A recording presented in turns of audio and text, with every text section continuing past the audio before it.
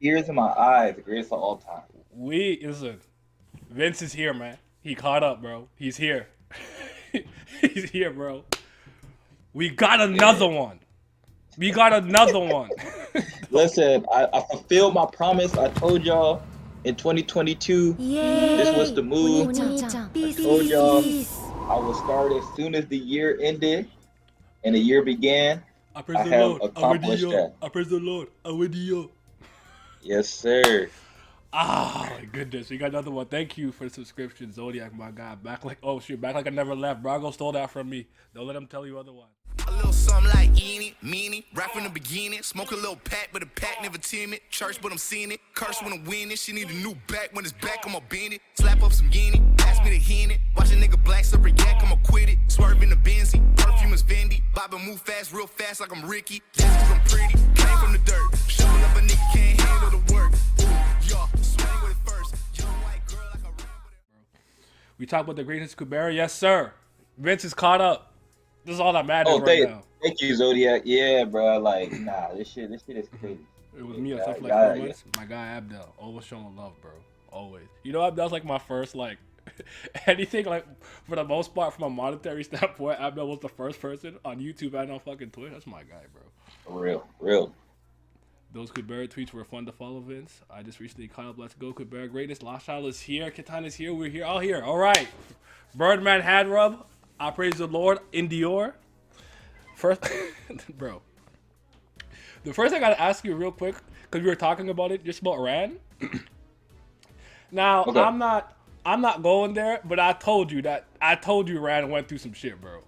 Like he was about to change up. Like the Rand that you saw back in the day, not calculating, just freezing stuff, and the Rand that you see today, not the same person, bro. He's Right. Yeah. Not at all. oh god. I'm telling you, bro. I'm sorry, man. He's the better Rand. I gotta give it to him. Gotta give it to him. Nah, he's still not above my Nah, he tower is, god, bro. but He is, bro. He is. not for me. He Not for is. me. He is, bro. He's Nah, gotta nah, be. not for me. He's gotta be. Nah, Nah, nah, that nah. other little nigga different, bro. He just different. But I do fuck with this Red a lot. Yeah, that's all I needed to hear, though, for the most part. It's not you. I saw my 9 for season 3 characters for you. I said, okay, boom, we here. Because, man, him and okay, we'll get to the second. But Mr. Unchained, I think of that me, Mr. Incredible. We all have assembled year. What's up, Wolf? How you doing, brother? We here to talk about the greatness. Kubera, it's time. Now, do you think that it progressively gets better by the season? Are you with me on that? Yes, Okay, absolutely, okay. absolutely. Just I didn't know if it was or not because I was just like after season two, I was like, this gonna be hard to top, especially how it ended. mhm, I was like, damn, how's she gonna outdo the peaks of this? mhm. But then season three just keeps building upon that. Like she don't slow down. And season three throughout, because season two, there are moments, but I feel like they're kind of not far in between, but they're in between. Season three, those moments of peak stuff is a lot more connected. It happens a lot more often. Mhm. So yeah, because season one, like, because even in season two, there wasn't a lot of things that made me like, because everybody was like, "Oh, you get the parts, and that's when the depression start hitting." And I'm just like, I'm not depressed. No, I'm not sad. It takes Mhm. a lot to make me sad. It takes a lot to move me.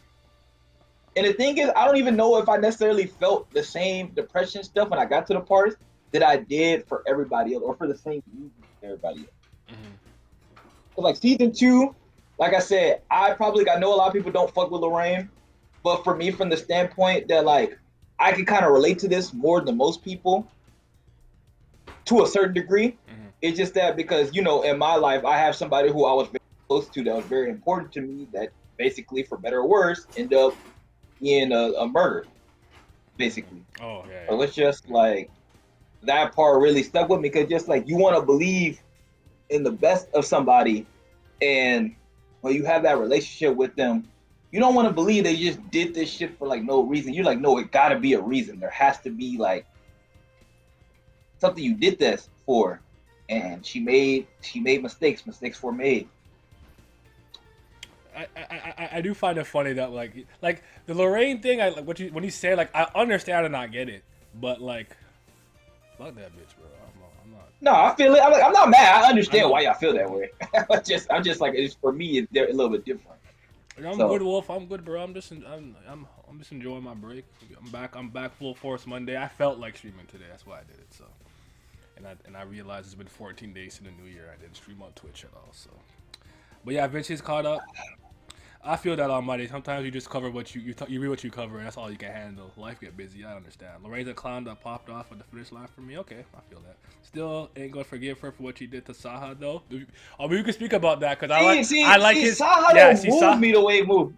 Move me the way he moved. Speak on it. Speak on Saha. Go ahead. Yeah, like I think Saha's a good person. I think for the most part, he's not super great as a person because I think people fail to forget that the nigga knows silent magic. Like at the end of the day.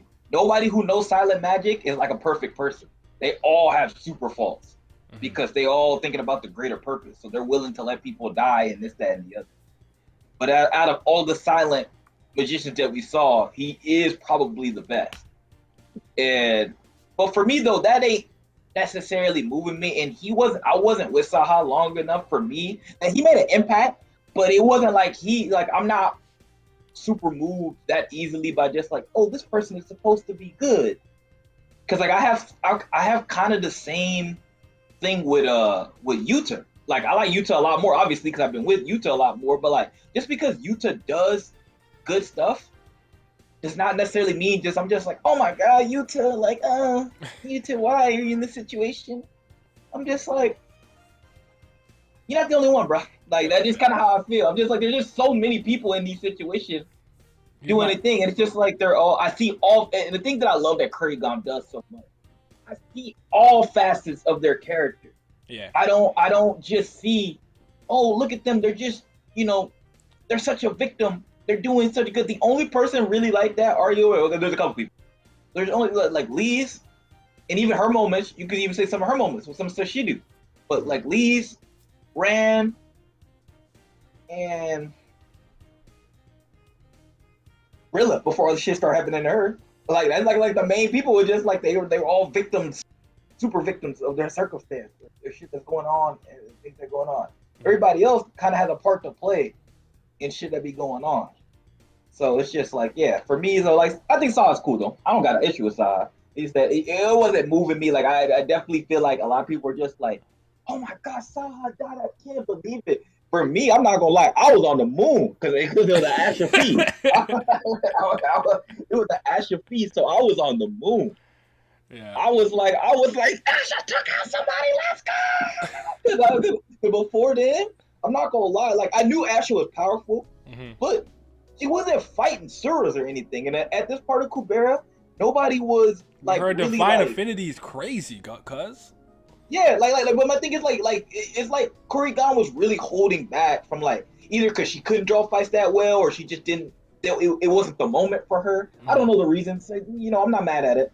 Like we obviously have our thing where even you like we on the same boat. It's just like, man, there could be more fights. Like a lot more things could be happening. Yeah. But that wasn't her strength. But it's still not her strength. But she's obviously gotten like a like 10 times better. Where she goes. Well, I respect her. She's a run from it. That's the best way for me to put it. She won't run from it. She won't try to ride around the fight. If she gotta make one happen, she'll make one happen, even if it's brief. But I'll say this about the thing I've always said about Saha is like it's the same way like Teo, like we'll speak on Teo in a second, but the reason why I think Saha resonates with so many people is the immediate impact that he has and the lasting impact that he has despite not being in the narrative for that long. Remember I used the Mello example with you with Death Note. I'm not saying Mello's a great character or whatever, but what I appreciate about him is after L's death, you're like, what the F are we finna do? And Mello just kidnaps that nigga's sister, and then we like, boom, we just started moving. Like Saha's like, bro, she a criminal.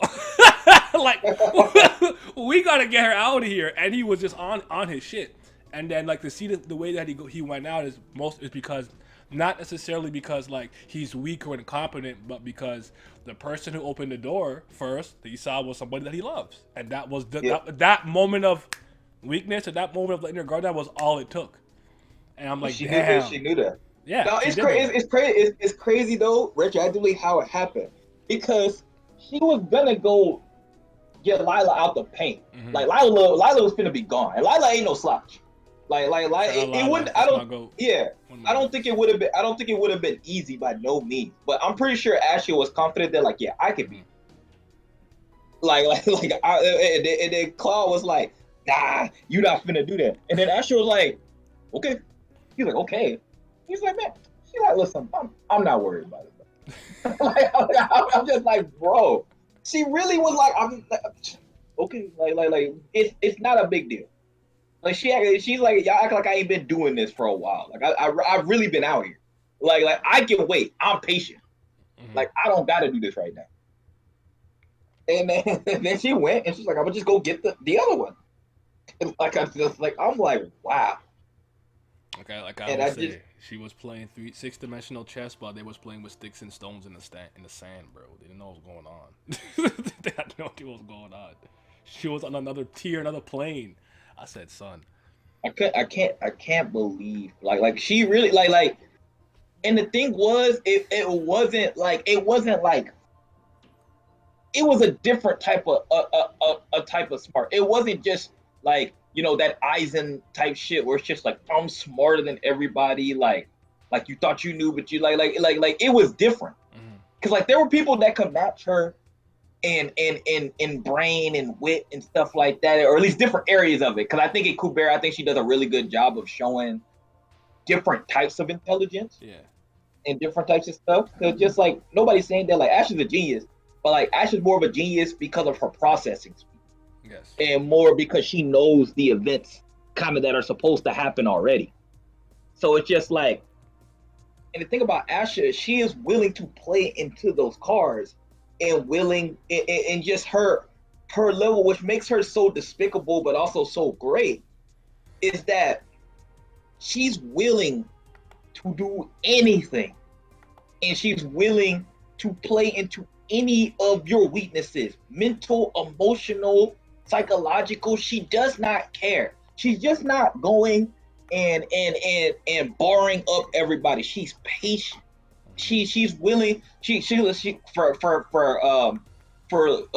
Leez and for Rand, she'll bar them up. She's like, these guys are weak psychologically, they're weak mentally. I'll just bar them up. Yeah. With other people, even though Rand's a little bit stronger mentally than you give him credit for, but she knows he's susceptible to certain stuff because he's such a good person. He's so nice. She knows like I can turn this on his head. For other people, for Saha, she just like, I'm gonna just take the people you love and throw them in your way. And it just depends on the person with like, and it was just kind of like, cause like for when I was reading season 2 and which one is this? Ruchi? Is it Ruchi or the other one? One of the green hair bitches. Reach. That I don't fuck with like that. I'm not gonna lie, I don't fuck with.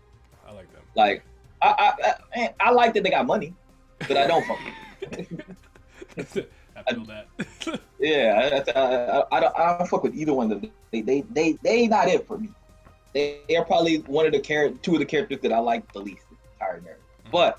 But when Richie came and she was just threatening Asha and stuff all just like that, and I'm kind of just like, why Asha just didn't blow her out of the sky? Because she really could have. Like I know she's fucking rich and she would have been like important missing if she was gone. But if Asha really wanted her gone, like it'd been no biggie. Like no problem. She could have made her disappear, and not even just killing her. She could have just made her disappear for a while, or threatening her and shit like that. Because she already outplayed her like 2 times already. Yep. Before she already decided to like, and then it was just like the whole thing of just like, why you revived Teo? Why did you show this in front of everybody? Why did you do this? Like, and just the whole thing of that became necessary because of that. She did a good job of tying that in. That made it. Kurigama is so good at taking things that like, if any other person, mostly that I knew would have did this, I'm like, why did you do this now? Right here? Because that was my initial thoughts. Like when I'm reading it, I'm like, why are we doing this thing? Because like I was with Lutz, like basically to get a like kind of on my thinking. I was with Lutz. I was like, why are we doing this right now? Like, Asha might be a bad person, and I already suspected when they said it, when the numbers started increasing about how many people she actually killed or whatever. I was like, oh yeah, she did that shit. Like, I'm not naive. Just because she's my favorite character, I'm not like I understand that like this person's not a good person, and I've known that for a while. But I was kind of with Lutz. I'm just like, she's still one of the strongest magicians, and if y'all supposed to be battling Suras and shit like that, kind of need her. I don't know how many of y'all nice like that. That's all like. No, I feel Yeah. that. So yeah, but go ahead. I can go on a tangent. I can do this all. No, this is great. This is what I'm here for, man. You gotta Yeah, get it man. out. I know you gotta get it out, bro. I know. Yeah. Because every time I finish the season, I have to get it out. And I spoke for like 50 minutes every time. What's scary about Asha is her patience, planning herself for so long, and the confidence to win, or to just not lose. Like, yo, if I'm losing, everyone loses. We tying, no one wins. So she on that gimmick, improvised it, still wins. Yep. Bruce barred her up. Facts. She was hesitant before when I thought the moment Teo revival happened, she decided on completing her task. I feel that. What's up, Mikey? How you doing, brother? I'm good, man. Ruchi barred her up. I don't know if I agree with that. Somebody did bar her up in this standpoint. I think it might have been. I don't know. Well, sorry. Go ahead. Nah, see, because to me, the person who barred up Asha in season 2 was Ran. Ran was the only person, and maybe Saha, if you want to count that. They were the only people that barred her up in the entire season 2. Season 3, some other stuff happened later. But in season 2, Ran was the only one because I thought the moment she kind of seemed the most vulnerable was when Ran was she was kind of be emotional. She like, man, you always taking Lee's aside, all this shit, because like there are moments where she shows weakness with that type of shit bothering her. And, but Ran was just like, you didn't look at it from Lee's perspective. Why didn't you look at it like this? And she seemed genuinely surprised. Because sometimes she be fake surprised, or sometimes she just be like, she be a little shocked, but she not like, she playing into it, or she just like she purposely not saying shit. I thought Ran multiple times legitimately caught her off guard. Maybe because she didn't think Ran was that smart. Because in season 2 he shocked you a lot, like because you're just easy like to write off Ran as just a bumbling fool, especially when you see his brother in action. I could see that. I could see a lot of the things he do would catch me off. I mean, it did catch me off guard actually. All things considered, so not hesitant. I think she had a different plan for Leez. I could see that too. Yeah. I could see that too. Like, that fish. I don't like that fish either. That fish is easily the worst character. Nah, she's funny, yo. She's funny. I'm talking to me. I'm like, man, Leez is not me. Cause I'm like, who are you talking to? Why are you talking to me? See, Mikey, that's what I thought she meant. I thought she talked about when Roosh barred up the fish girl. Yeah. She did. No, she did. That's the best thing she did. Rand's utmost honesty can catch you off guard, especially in a universe in a world like this where you don't expect people to be honest and stuff like that. Kind of like our world in a lot of ways, where honesty isn't really respected all the time. So I could feel you on that. But no, Asha's like betrayal, so to speak, too. I always think it's so fascinating because I really don't think she did that. Like, when she's kind of explaining, like, yo, I like tried to kill you, I was not very nice to you, blah blah yada yada. I'm like, damn, you know what? She's not wrong. Like, like, but at the same point though, like she said it. I don't think it was as easy as she was making it sound. For sure. She's because she can turn it on. So she just said it like that now, matter of factly. She's gonna look weak, obviously. Yeah. She just knows how to play into Leez's psychology. She knows how to get Leez where she want her. But because like and some of the things said she was true. She could kill her anytime. She could do this and that. She was a nice girl. Like, yeah, all that was true. But she was actively avoiding killing Leez. She could have killed Leez, like so many times. Like, right. And even the moment, I thought the moment that was most interesting with her playing and they're going to the pronounce it, but like Arrow something. Arrow Plateau, I think it is. Yeah. She goes. So she's going up there, and she hits Leez with the spell, but she knows Leez is gonna go down to God Kubera. She knows that. She funny. Like yeah, she kind of liked Leez, and she always hated Leez at the same time. Like I think in some ways she was warming up to her, and she started it on some regard. It didn't. With her, it doesn't matter because at the end of the day, she gonna get the job. Nothing's gonna stop her from accomplishing from what she's gonna accomplish. But it don't mean though that she didn't show some level of humanity throughout the seasons as it was going. She was just constantly throwing it away. She had to always justify her decisions to herself or to others. She had to do that because if she didn't, then she would legitimately, the sins on her would start wearing her down. Same thing kind of with Maruna and some other. the sins are gonna start to wear you down eventually. You, if you think about what you're actually doing, because like Leez don't deserve any of it, and she know that, but she ain't trying to hear all that, because if she do that and she start being nice, That's gonna mess with what then she she has not to gonna do. get what. Yeah. Yeah. She not gonna win. It'll mess with her own personal convictions. So Right. rereading She's the one with the least amount of chance of like she got to do what she, and she fighting on a battlefield that really she should not be fighting at all. She don't got no business. Ryan's, I'm gonna honestly catch you off guard. I feel that. We'll be talking about Kubera, Kubera, brother. Vince just caught up, so we just getting a lot of stuff off his chest. I know it's a lot, man. What's up, Yak? What's happening? Asha has always hated Leez. Nah, Asha definitely struggled with it. Rereading makes it a lot more clear for me. Hope you're having a good day. We are. So you're jealous of people like Leez. I think at first her hesitance had a lot to do with Rao. That's what I think.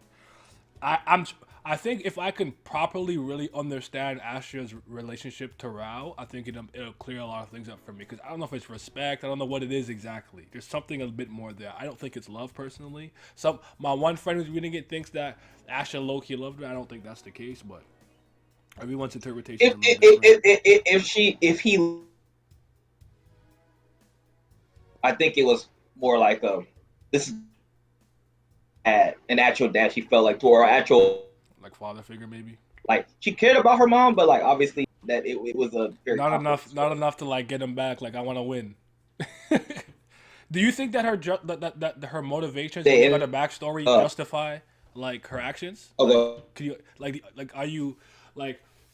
I guess I'm just trying to say like, do you think that her actions are justified based on getting her backstory? Because I actually thought her backstory was pretty powerful, all things considered. And me and you spoke about this, but like her being like, "Yo, they messed up my future. They don't get one." I love that. I felt that. It's petty as hell, but I felt it. That is one of the best backstories for that reason, because of how it ended. Because that is something that just so You're cutting in and out a little bit.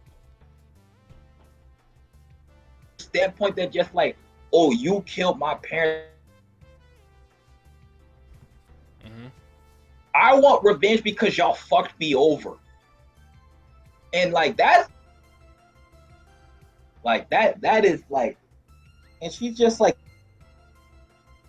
it's me. Oh. My internet going? No, I'm saying, okay. You're cutting in and out a little bit. Yeah, that's what I'm saying. I could tell. Damn internet. But yeah, no. Just so crazy. She just like, that's crazy. Crazy, like you're insane. But like, y'all, and plus, if y'all see me on this channel, y'all, I'm a shitty merchant, shit like that. Y'all knew this character was gonna be the one. And I feel it. Y'all knew it was gonna be. Is this cancellation discussions? We are all the way caught up to whatever is on I think Kubari.moe or probably MangaDex with either or. I don't read the Raws, so if you're talking about Raws, I ain't ready. We're not raw yet. We're not.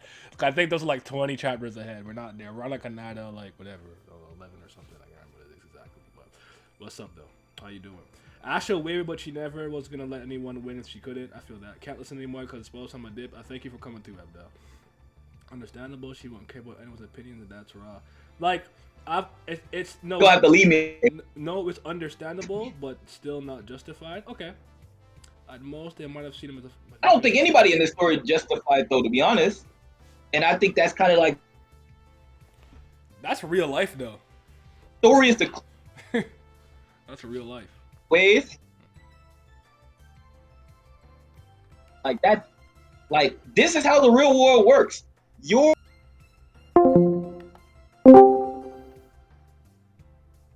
And everything that you think, don't people's purpose. It shows you how easy it can be. bad shit, it didn't do good shit. Like all not people are multi-layered. They're not all good. And motivations, Album ideals, showing and that. goals and everything could change depending on what's going on in your life, you know? You could be a certain type of person, but your motivations and ideals change because now you're a father. You have something to protect, a family and legacy to protect. So those things could change you. Like, what I've always appreciated about her characters, I've said this before, they've heard me say this before, where she has really solid, great characters, I say, anywhere ranging from like a 7.5 to like a 9. And then she'll do something to me where I'm like, you had a character that I would argue is pretty much a 10 out of 10. 10 out of 10 not meaning flawless. I just think that the role that they're kind of created for thematically is executed to pretty much perfection. Like it works, it's serviceable. And I'm like, you limit broke them. Now it's a 13 out of 10.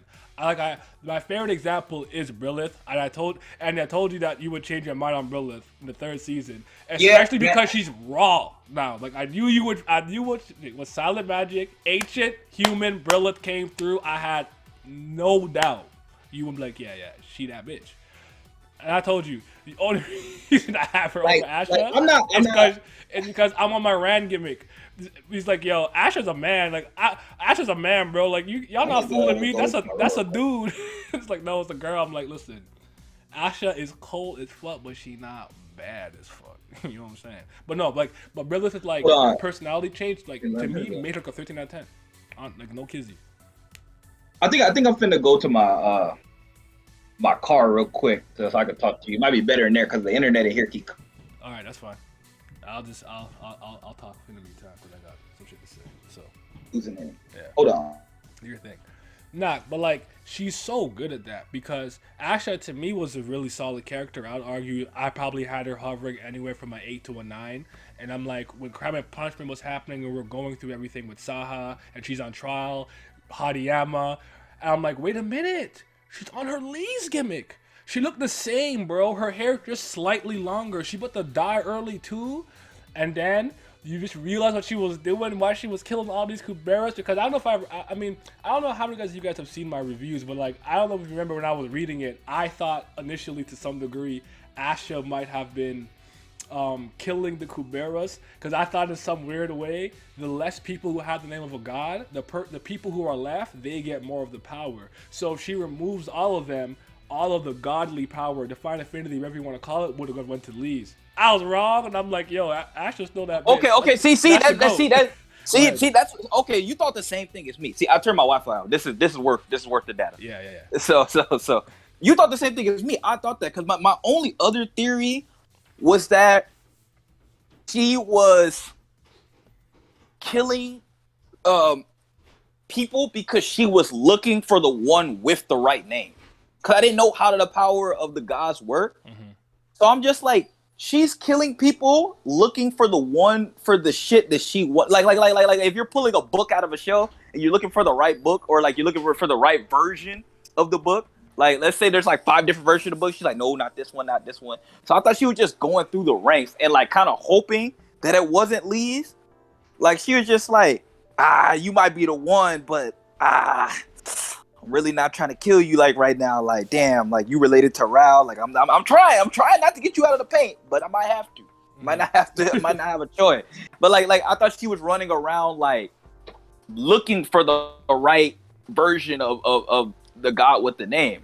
Cause like I'm like, oh, multiple people named Kubera. Yeah. So she just like eliminating them to like find the right one for the stuff. Or like you said, I thought, all right, my other theory was the same as you. I thought I was just like, oh, she's trying to transfer all of them to Leez. Like she need, cause I really thought she was gonna have to kill all of them. I thought she was gonna have to be like, if I remember correctly too, Leez is triple Earth attribute too. So I was thinking about like she's the true inheritor of the name. Right. I had so many delusions in my head. I was so wrong, but.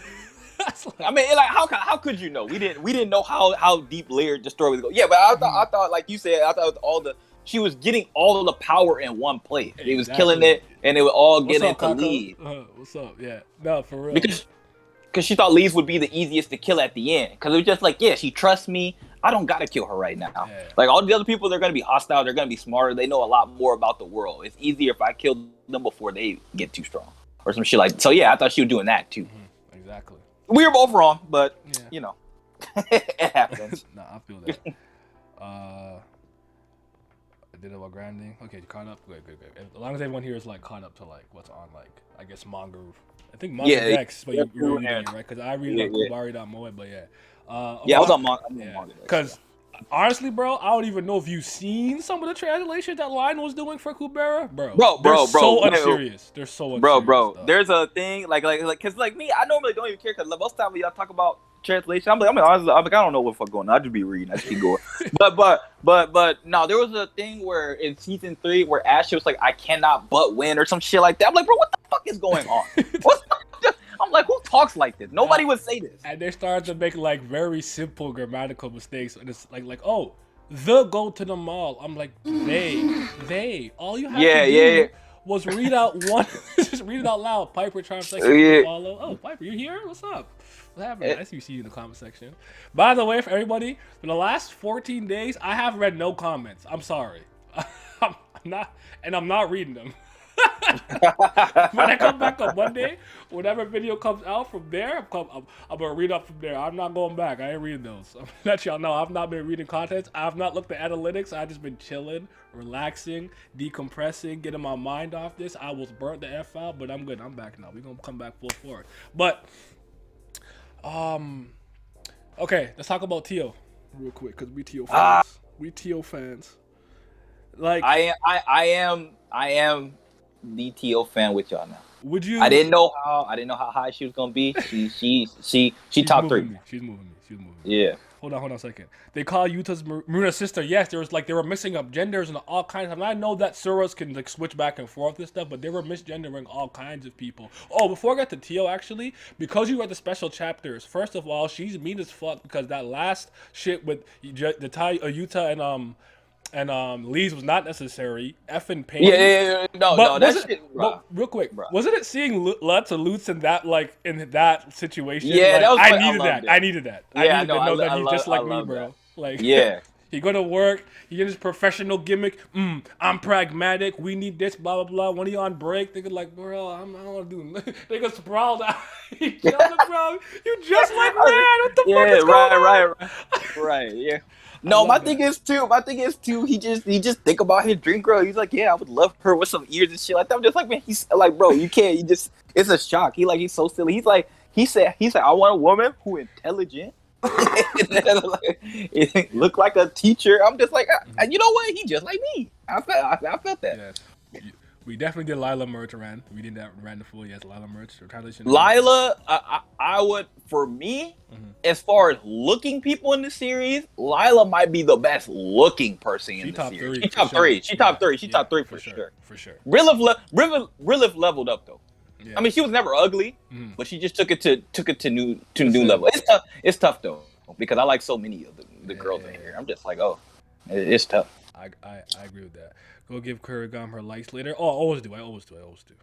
Oh yeah, you know what? Now that you said that, I need to go back and do that. I'm gonna have to scroll through all 503 chapters.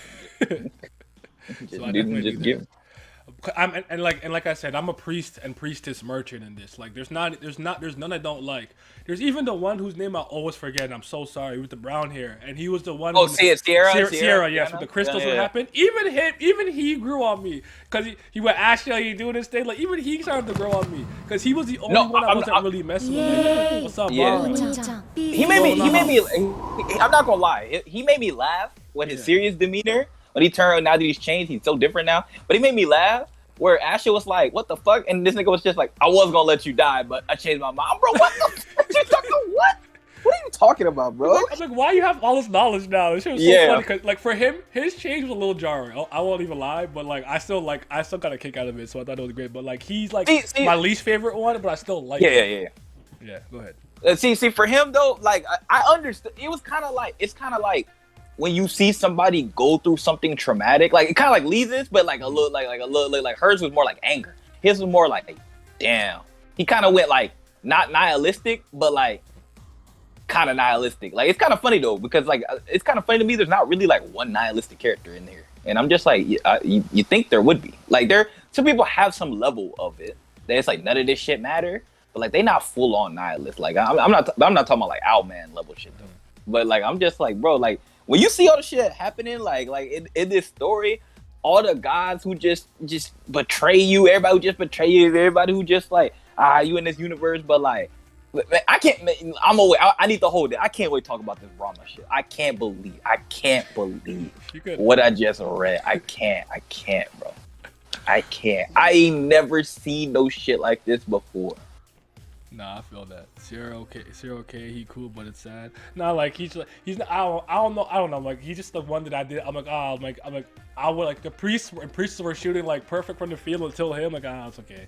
But then later I'm like, he look warm. Yeah, he look warm. Yeah, but he cool. He's fine. Brahma Yeah, he's not one of my favorite. Brahma, man, that bubblegum blowing goofy ass chick, man. I can't.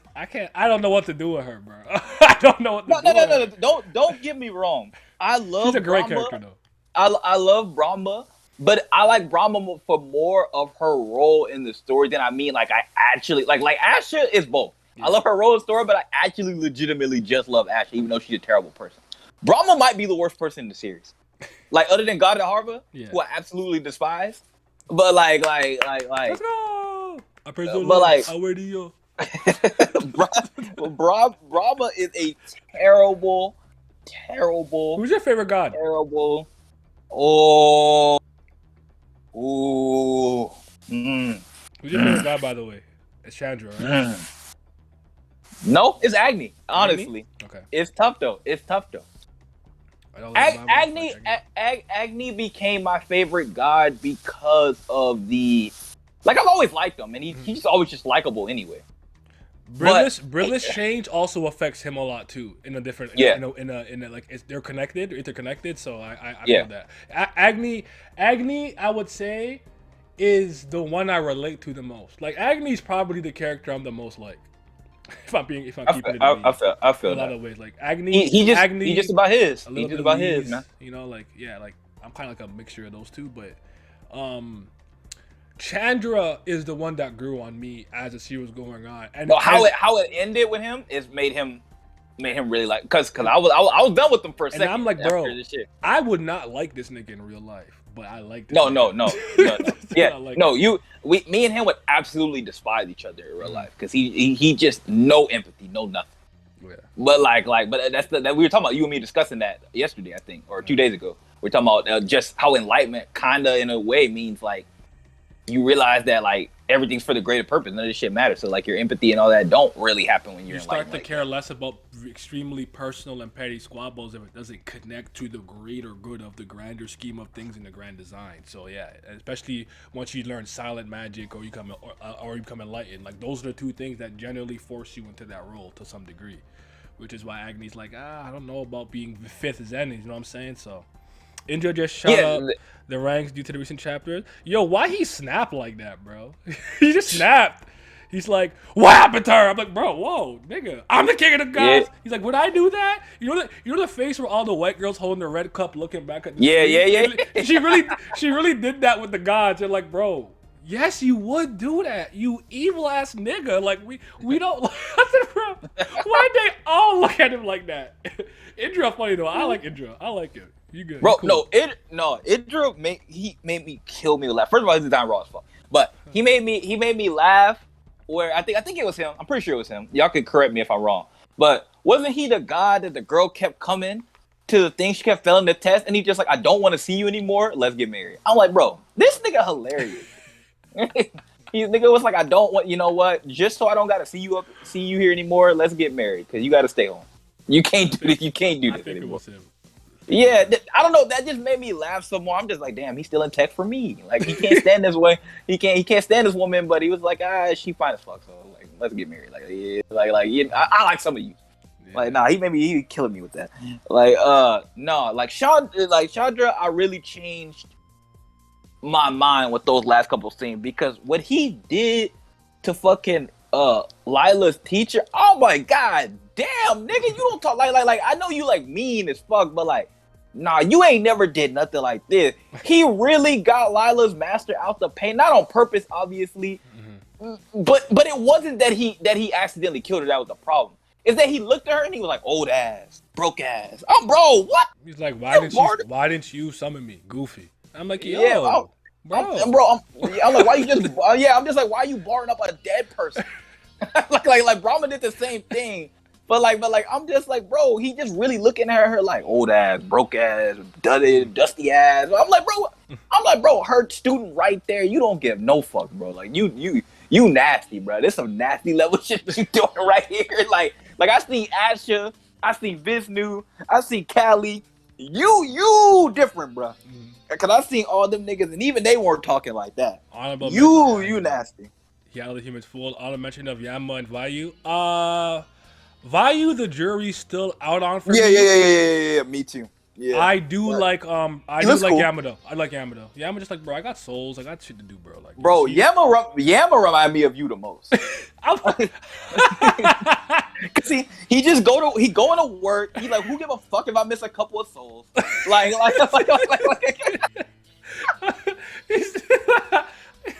There's a lot of me in that nigga for sure, especially from a work standpoint, where it's like, dog, I do what I can. So what more do you want from me, man? I'm here to. Yeah, bro. He really like, bro, leave me alone. Like, if you're not gonna help me, leave.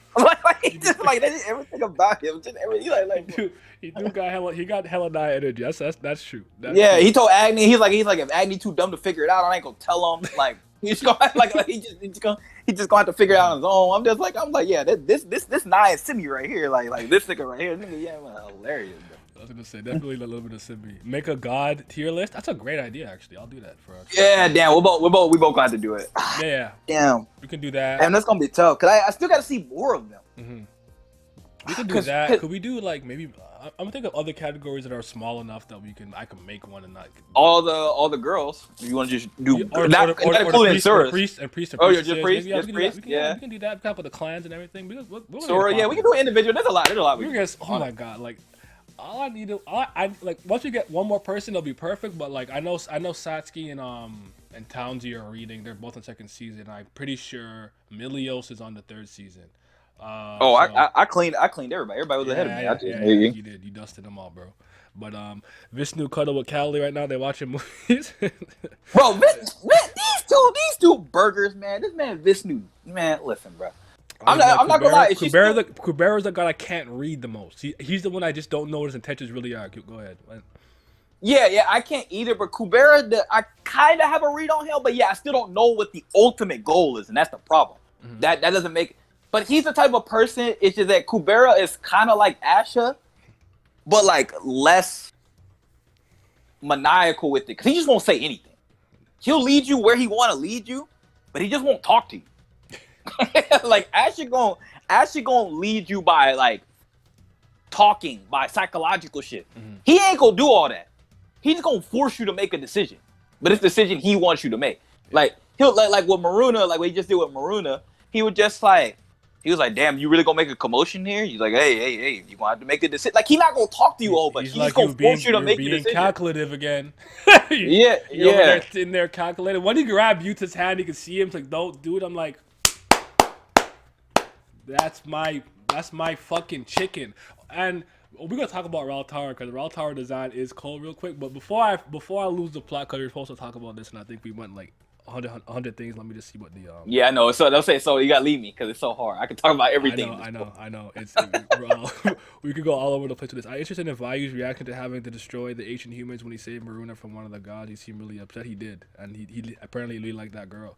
Kubera doesn't have sharp tongue for what happened with ancient humans. Is fuck Brahma all day. I hate that clown. I feel that, and I want to ask you just real quick too. When it comes to like, I'm gonna talk about the different like categories of species of people. But do you have a favorite like race or type of people? Suras, humans, ancient humans, gods, fifth end, primordial, whatever. Because the ancient humans are actually my favorite. I love them. That makes sense because they really are the best people. It's not even close. I fuck with the whole. What's the ritual called? Is it the where they have to like get their past lives? I can't remember what it's called. The coming of age. Coming of age. Yeah. All that stuff was really cool. Like I found it really fascinating. I always really liked these stories where like ancient humanity or some point of humanity, humans actually created technology that is a lot greater and more sophisticated than what we have like nowadays. It somewhat reminds me, even just very recently, because stay with me real quick. I'm going to tangent a little bit. Like the Young Justice ongoing season I don't think is very good. But what I've always liked with what this season is doing is I think they're putting a lot of respect on Vandal Savage, because Vandal Savage is an immortal who's been here since the caveman era, right? And he's been trying to lead humanity and build it up a certain way. And Atlantis, at one point before it sunk, was absolutely the most highly sophisticated, most technological era in human history. Even more technologically advanced than what's happening in the current time in Young Justice and stuff. So ancient humans, to me, I'm like, because of like the multiple lives and they can carry things over, I think they're able to actually progress as a civilization a lot quicker than how these current humans can. So then Brahma's just like, this shit whack. Control, Alt, Delete, empty bin. I'm like, bitch, why? They raw. No, see, and that's why I got to talk. See, we already here, so I might as well talk. Yeah, go ahead. This shit with Brahma, for me, might be the most complicated of my feelings in the entire story. Mm-hmm. Because you really can't put yourself in this situation. I have to think of an analogy as I'm talking.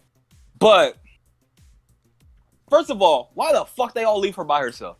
That's number one. But number two, Brahma is the most complicated of the Primordial guys to me so far. Because Kali and Vishnu specifically don't seem to have any emotion. And that makes them good and bad at the same time, as far as just like what they want to do, what they need to do. Because like even Vishnu, even though he quote unquote supposed to be good, we don't know for sure. Mm-hmm. He ain't looking like it. But even though he quote unquote supposed to be on our side, he don't care. He don't care. Even the people that are supposed to be the ones he chose and stuff like that, he don't really care what happened to him. He just like, well, you know, it's in the future. Like, he apathetic to the point. Like, just like if you were, let's say you were running a civilization of robots, right? This kind of reminds me of the sci-fi shit. Mm-hmm. Let's say me and I created all these robots. We know robots aren't people, but let's say for some reason robots developed a soul, but they still robots. At the end of the day, we know we can get rid of all of them and build them back up, or make new ones, or get rid of them just at any point. But if you were outside watching it and you were somebody to believe that like now these beings are alive, now they should be taken care of, they should have the right to choose just like that. Like as a regular bystander, as a regular person, you're just like, if you destroy all those people, you're a monster. You're a demon. What is wrong with you? Yeah. But if you're their creator and now you see them as defective, and you're just like, I can make a new one, a better one, or one that's more to my liking. I don't like this one. It's different for you. Mm-hmm. She's looking at this, and she was like, y'all don't got no hate in y'all heart. What are y'all doing? The way that I don't like how y'all won the last universe. It disgusts me. Y'all repulse me with the way y'all do it. All this kumbaya, all this singing and dancing. These sewers walk up in y'all place just kicking shit over, and y'all just cool with that? Wait. And they're just like, but that is, for me, that is so weird, because it's weird for your creator to think like that. It's different if I thought like that. Okay. Because if I was part of the civilization and I'm just like, bro, we getting our heads kicked in, y'all smiling and laughing and dancing. If these niggas come back and kick our heads in again, it's gonna be a problem. Like, why are y'all so like okay with this? But that's different from somebody on equal standing, or even of a different race, to think like that. But for your creator to basically look at you and she made you and she just like, what is wrong with y'all? Like, what is that? You made us. Like, you made us like this. And she just now completely 180 on them, and she's disgusted with them.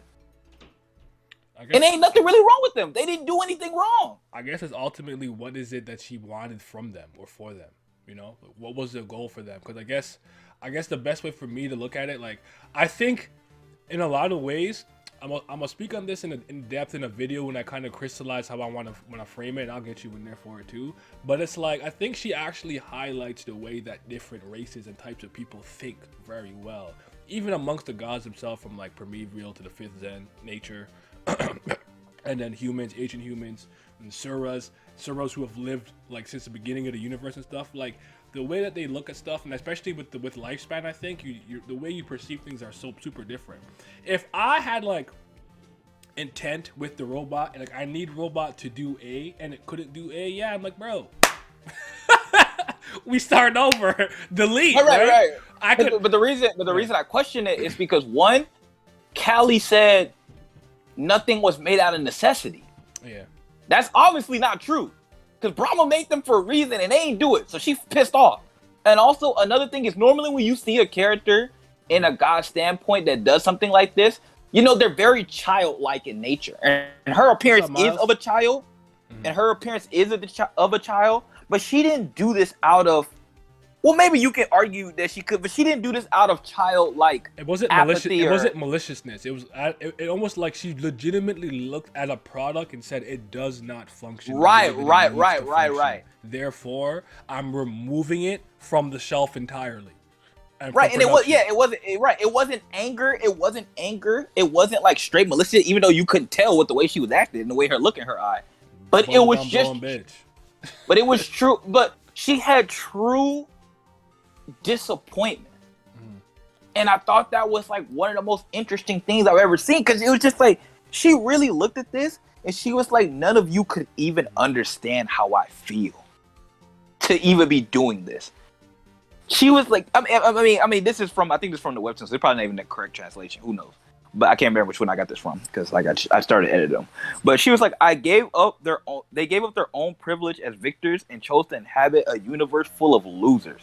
And now I have to destroy my most valued creation with my own hands. You people could never understand how I feel right now. I don't. Like that is insane dialogue. She really looked at this and she was like, this was my most prized creation. Damn, they defective now. I gotta get rid of them. That's insane. Like, and it just like, that's what made her, that was just such I put her in my top 10 because that is just such an impactful moment. See, that's my impactful moment of season 3 so far. Okay. I mean, I got more, but that is the most one that made me go, huh? What is she doing? Like, I couldn't believe it. It didn't make no sense. And it still don't make 100% sense to me. Right. That's why I'm talking it out. That's why I'm talking it out with you. But yeah, Brahma, interesting. Terrible person though. Absolutely might be the worst. Yes. Now, let me answer this question by school. I'm gonna scroll up for a little bit. There we go. Cause this was a great question. I think this is interesting. So, in the universe where Leez's life went right, wasn't Asha shown that Rao could have adopted her? Her and Leez could have grown up as sisters, but in that universe, Asha would have never reached her true potential and would have been in the shadow of Leez. How much and in what way do you think this vision impacted the way Asha handle Leez in the series? Well, I think it already changed before the moment that Rao seemed to mention that he had a daughter, and then it kind of was already kind of like she already felt like second place because as a children, if you think of the most like extreme children examples of this, children are inherently selfish, and when children have like this is like a psychological thing too. I think this is something to do with Freud. I don't remember what it's called, but if you hear what I'm talking about, you probably already know what this is. But like, there's this concept with children that they, especially with the opposite gender, it's the same thing. Oh, okay, it's the same concept of the gender where it's just like Freud makes the argument that kids are in love with their parents, like some level of like romantic, and it's kind of like what Asha, like this theory somewhat applies. Like she looked at Rao is the closest thing to an actual parental figure, because even her mom, she didn't even really look at it as like a parental figure like that. So it's just like Rao's the closest thing to like a parental figure, and she wanted all of that. She didn't want to play second fiddle, and also she realized that at the end of the day, she could never match up to Leez because Leez is his actual child. She will never be able to replicate or become that. She will always be second, no matter what she does. it's kind of like, I don't know if you heard and you see this, and like, you know, it is what it is, but like with a lot of blended families, right? If, you know, let's say there's a guy marries a girl and she already has like a kid, right? And then they have their own. It's not that he hates the kid or dislikes her or anything, but when he has his own with you, his own biological child, things could get testy, because you're gonna probably, the likelihood of you having a much stronger bond and connection to your biological child is extremely high, right? So those things kind of happen. So I was like, that situation kind of reminded me of that, where like Asha would have been like the kind of like ugly stepchild, so to speak. You know what I'm saying? And she's like, I want it all, and I want my potential to be fully realized. I don't want to play second fiddle. Bonjour, mon cœur. Right. So I was like, all right, I could see that. But you said something that I think is very interesting that I never thought about, that I think you have a good point on too, which still relates to this question, right? About like the relationship of like, her knowing that like, yeah, they could have lived happily together after, but she would have kind of been second fiddle would be crazy. But you said that you think Lorraine is the person that she was the closest to, from a kind of bringing you up like figure, like almost like, what do you think? Like, because you think that the connection to Lorraine is more important than Rao, right? Yeah, like maybe you can argue that Rao's more impactful because it obviously is. Yes, because of who he's connected to. Yeah. But Lorraine is the closest person to Asha. Lorraine raised like not like raised like from a baby, but Lorraine was legitimately to do just about anything for Asha. I think if Asha told Lorraine to kill somebody within reason, I think Lorraine would have did it. Lorraine loved Asha as close as a mom could love. She was proud of her. She was just like, she's so talented. She's so amazing. She could affect the world in great ways. And that's why she did what she did. She would see, because everybody's like, oh, you know, everybody's looking at it like from a standpoint. I understand. Everybody's just like, oh, you know, Lorraine got Saha killed, and now look at her. Now she look like a dummy because now she just like, I love Saha and stuff like that. Yeah, she's fucking goofy for that shit. Fuck yeah, that bitch. like I get Bozo. that, but for her, she never thought she was gonna have to. And see, a lot of other characters we see, they kind of get to make the choice. Like Maruna, Leez, and even Asha herself. A lot of them get to make the choice. Lorraine made a choice that she paid for, but she didn't get to make the choice. She didn't get to sit there and be like, am I choosing Asha over Saha? She's thinking, you know, me and Saha disagree, but, you know, me and him will always kind of be on a level, but Asha's like my daughter. Like, I got to do this even if it goes against his will. But she never thought that choice was going to get the man that she loved killed. She had to choose between the daughter she loved and the man she loved. And most people at the end of the day, funny enough, I'd argue, or maybe not most, but I argue a lot of people end up choosing the man over their child in a lot of ways. For a lot of people, romantic love ends up becoming more important than the biology. Yeah, we've seen it so many times. But she didn't know that was going to come back to bite her like that, and that's why it looked like she just 180. It wasn't 180, but she never thought that was the result. And also just the guilt of it all being her fault made her change because of that, because she knows it's all her fault. She knows she couldn't look past, she couldn't look at the objective truth that her child was a monster. Exactly. And most parents can't do that. You see it all the time. You see with like when you see on these shows, or you see the things where it's just like these parents defend their children even though they know they're an objective monster. You see them, they do this. I don't want to say it because I don't know how it affects Twitch, and just I don't want to say it out loud. But you understand. Michael. Or just like situation where even they in court, they just like, please, I ask for forgiveness. Like your child destroyed like 20 people's lives, bro. Like there's no forgiveness here. Like they will not be forgiven. Like I understand that like that's your child, so I know that's different, and that's what it is with Lorraine. So I understood it. I understood what she was going through, but I'm not justifying her choice. I'm not saying what she did was right, but I understood where she was coming from. Yeah. That makes So my and for me to piggyback, I'm gonna read the comments that piggyback off that for a second. Until Asha used Lorraine since day one. Absolutely, I would say that. Like, this is a one-sided thing. Like, I don't think Asha felt that way towards Lorraine. I think no, that no, way no, was no. towards She her. did. She did. But the She did. impact that Lorraine still had on her and teaching that she's still imparted on Asha still matter. So I feel that until he hit Asha with a truck, best thing she did, yeah. But the worst thing she did was not die in the explosion. She should have died. But she would kill for it. She would be ruthless. What's up? Oh, what's up? High and low. What's going on, man? Welcome. We here, man. We here. Have I caught on Gandharva yet? No, I will. But Scope, to kind of fully answer your question for me, I think it depends on what it is you value, and I would argue that Asha is the type of person who would value being excellent over being quote unquote happy. Jordan Peterson said stuff like, sometimes you gotta choose your own suffering. So some people are like, yo, if I gotta be alone or maybe not happy romantically or something, but I am successful, that is the struggle that I choose to pick. I'm gonna choose that.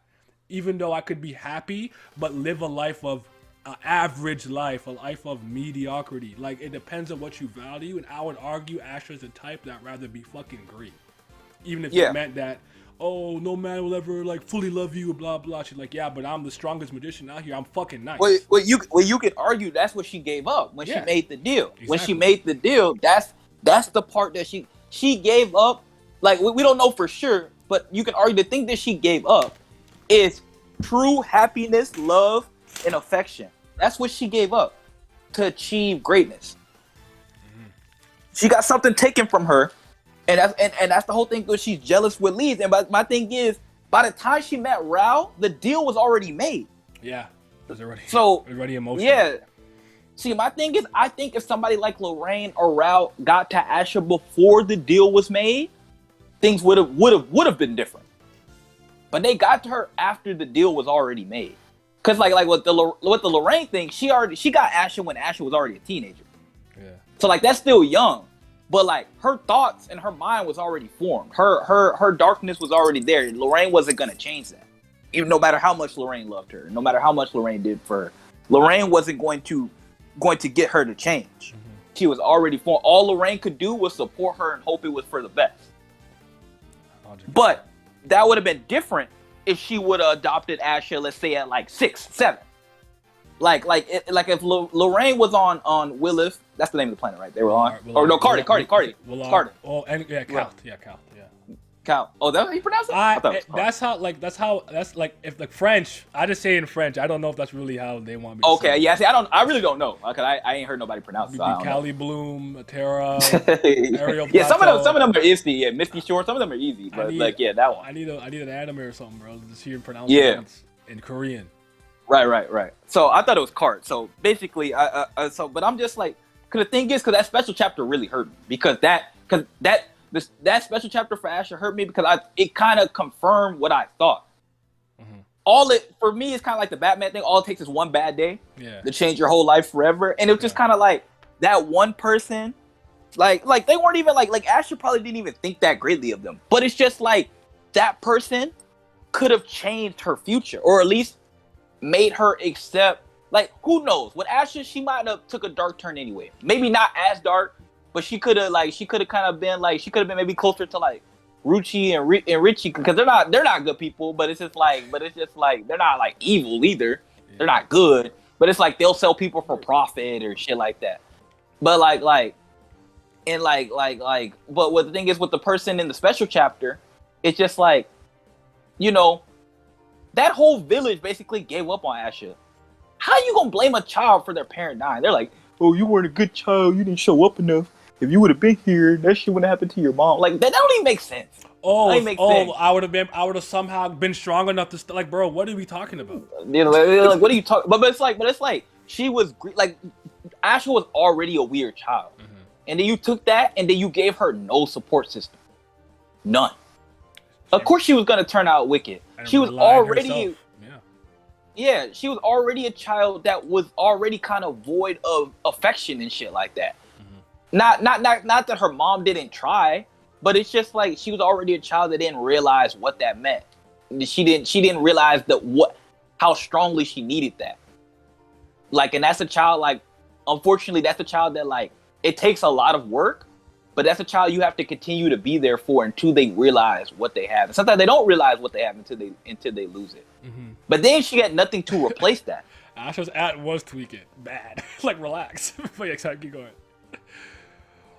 Piper, I like Asha's character as a character, but hate her as a person. Just couldn't take her treatment of Leez, especially when Leez finally confronted her and she tried to turn everything on Leez. I actually think that's the intent. I think that's purpose. By design, I do believe that is what's supposed to be. Like, you're supposed to kind of be like, yo, what a great character from a narrative standpoint, from a thematic standpoint, but what a bitch. Yeah. My morality is warped as fuck. So I'm like, she that bitch though. Like, not too. I'm not a good person. So my ethical compass and moral code is not right. So like, I'm like, yo, she raw, let's go. But because I thought she was actually working with Leez, and I'm like, damn. I'm like, damn, that's crazy. She's still gold though. Like, I didn't change my opinion on the character. So, but I think it's by design though. I think I'm just backwards. No, see, I'm like that too. My thing is, and I thought, honestly, she wasn't like, she was mean to Leez, but some people are just like that. Yeah. Like at first, because like at the beginning of it, it wasn't anything too bad. And like I said, there were moments where she felt, like the moment, like my very first moment where I felt kind of some type of real emotion, when Leez said, Asha, please just don't hate me. Mm-hmm. And she just kind of hesitated. She genuinely kind of felt bad. It's just that, I don't know people obviously to the extent Asha, because this is just some extreme shit. But you know people in life that are kind of dickheads. They don't apologize. They do shit like that. But you know them your whole life and shit like that. So you might just be used to them. You might be like, that's just how they are. Like, everybody can't deal with that. Yeah, I know that they are dickheads. Because like that's kind of how it was with her and Amira. Before she just gave up on her. She's like, yeah, Asha's kind of different. Like, she's not really like a nice person and like this, that, but like, you know, I know her my whole life. That's still my friend, my sister. Yeah. But then Asha was like, nah, fuck you. and that changed everything. Cause Asha was like, I don't fuck with you. You still got your dad. Fuck you. You fucking like, and then that's what changed the relationship. Yeah. And also just Asha growing up, she was just too smart for her own good. It was because she had. People don't understand how that can feel, honestly. I'm not like a genius, but I could tell you how I could relate to that. But go ahead, finish your thought. Oh no, you're correct. No, because the thing is, she had something honestly in this universe and in the universe of Kubera, she had something honestly that she didn't need. Mm-hmm. Like as far as being smart in the world of Kubera, that don't matter, to be honest. Like, you could be smart to a degree or be like promatic and shit like that, but like the level of genius that she was, what does that matter in Kubera if you don't have the power? Yeah. Because what if Gandharva's like, I'm fucking bored, and just come to your planet? What? All the intelligence in the world's not gonna stop that man from wrapping himself around the planet 8 times and going kaboom and moving on with his day like nothing happened. Like you are a significant rock in this universe. You just going on about his day normally. Like, that won't help you. You see what I'm saying? There comes a point sometimes where no matter how smart you are, it cannot hold up against insurmountable odds. So right, and Ran was kind of like that too. Ran was also something that kind of like something like an antithesis to Asha too. Ran is not smart. Like, he's not dumb, but he's not smart in like the typical way. He's good with emotions. He's good with like relationships, shit like that. He's got emotional intelligence, I would say. Yeah, that's what I'm saying. So he got some of that. He's got some. I mean, I'm not going to some. as far as friendship, Joe, he don't got nothing for romance. Yeah, but friendship, he was fucking up Arana bad. He didn't know what. No, yeah, it was that. I was like, he was killing me with that. I was like, oh, bro, you're like, come on, bro, you can't be this dumb. But no, but like, yeah, but he's kind of like that too, because like he's like the opposite of Asha. He not good at school. He failed that bitch like 6 times. Mm-hmm. But guess what though? He talented enough to be ranked 3. Yeah, that's true. Like, and Asha was the opposite. She, like, her attributes were all fucked up. Her divine affinity was all effed up, but she knew what she was doing. You know what I'm saying? That's what I'm saying. But none of that would have mattered. People would have looked down on her and shit. I never thought about it that way, but you're right. She almost didn't have any option. Yeah, because when you look at her, because like she's like she. Do you know how humiliating it was for her to decide I can't even be a magician, so I'm gonna just have to settle to be a scholar? Mm-hmm. That was humiliating for her. This is somebody who was better than everybody all throughout school. She didn't spend her time like regular children. She didn't fuck around and play and do any of that shit. She went, put her head down, and she was the best at everything she did. But because of something as unfair as genetics, as shit like that, she was always gonna be lower than everybody. They weren't gonna respect her. They weren't gonna care that she was a scholar. Who cares about a scholar in the world of Kubera? Nobody gives a fuck about that position. You might as well have been a janitor. Like, can you keep the barrier open, barrier up if there's attack? Like, that's like, you know, at the end of the day, like, that's gonna matter so much more.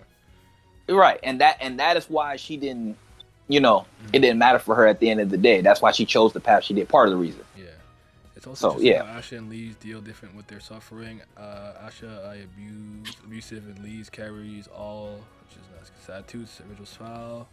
Unlike Dio, Asha wasn't completely irredeemable. I don't think either of them are really redeemable. We are evil. I mean, listen, Kubera readers see a genocidal, murderous maniac, call them a bad person, and rank them in their top 5. Hey, man. The game is the game. Yeah, man. absolutely. I mean, we see how my moral code ain't shit either. I feel that. But my thing is, how many objective good people can you say in the world? Because I would argue even a lot of the humans in Kubera are not good. Mm-hmm. The only good people is kind of your favorite race is the ancient humans.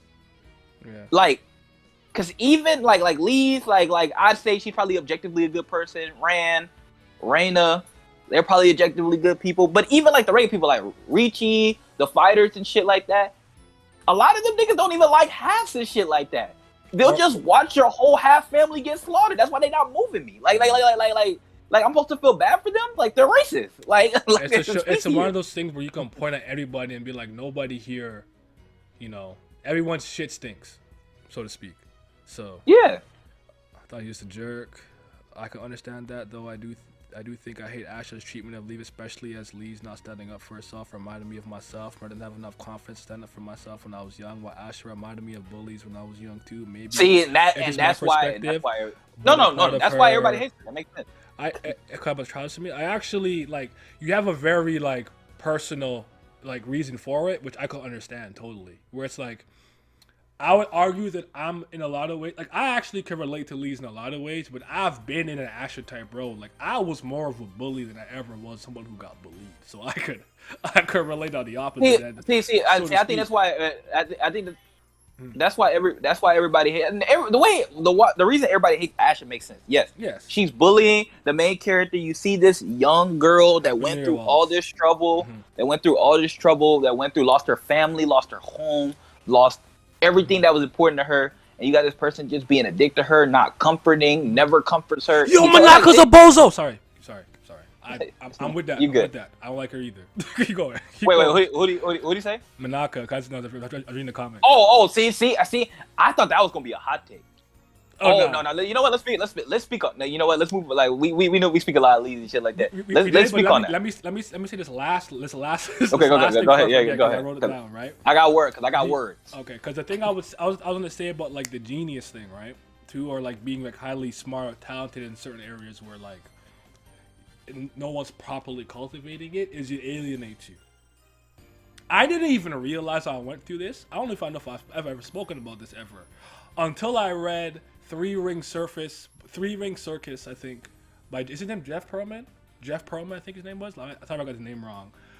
It was the Kobe book about him in the Shaq era and everything, with like, you know, with what's the coach, Odell Harris to the Three Rings, and obviously when Phil left and blah blah and Shaq left, right? And the way that they treated Kobe as a 17-year-old in the league, because he's not old enough to drink, and they think you think he's this young prodigy and blah blah blah, and the way that people could look at you sometimes when you're gifted or talented, or kind of ignore you.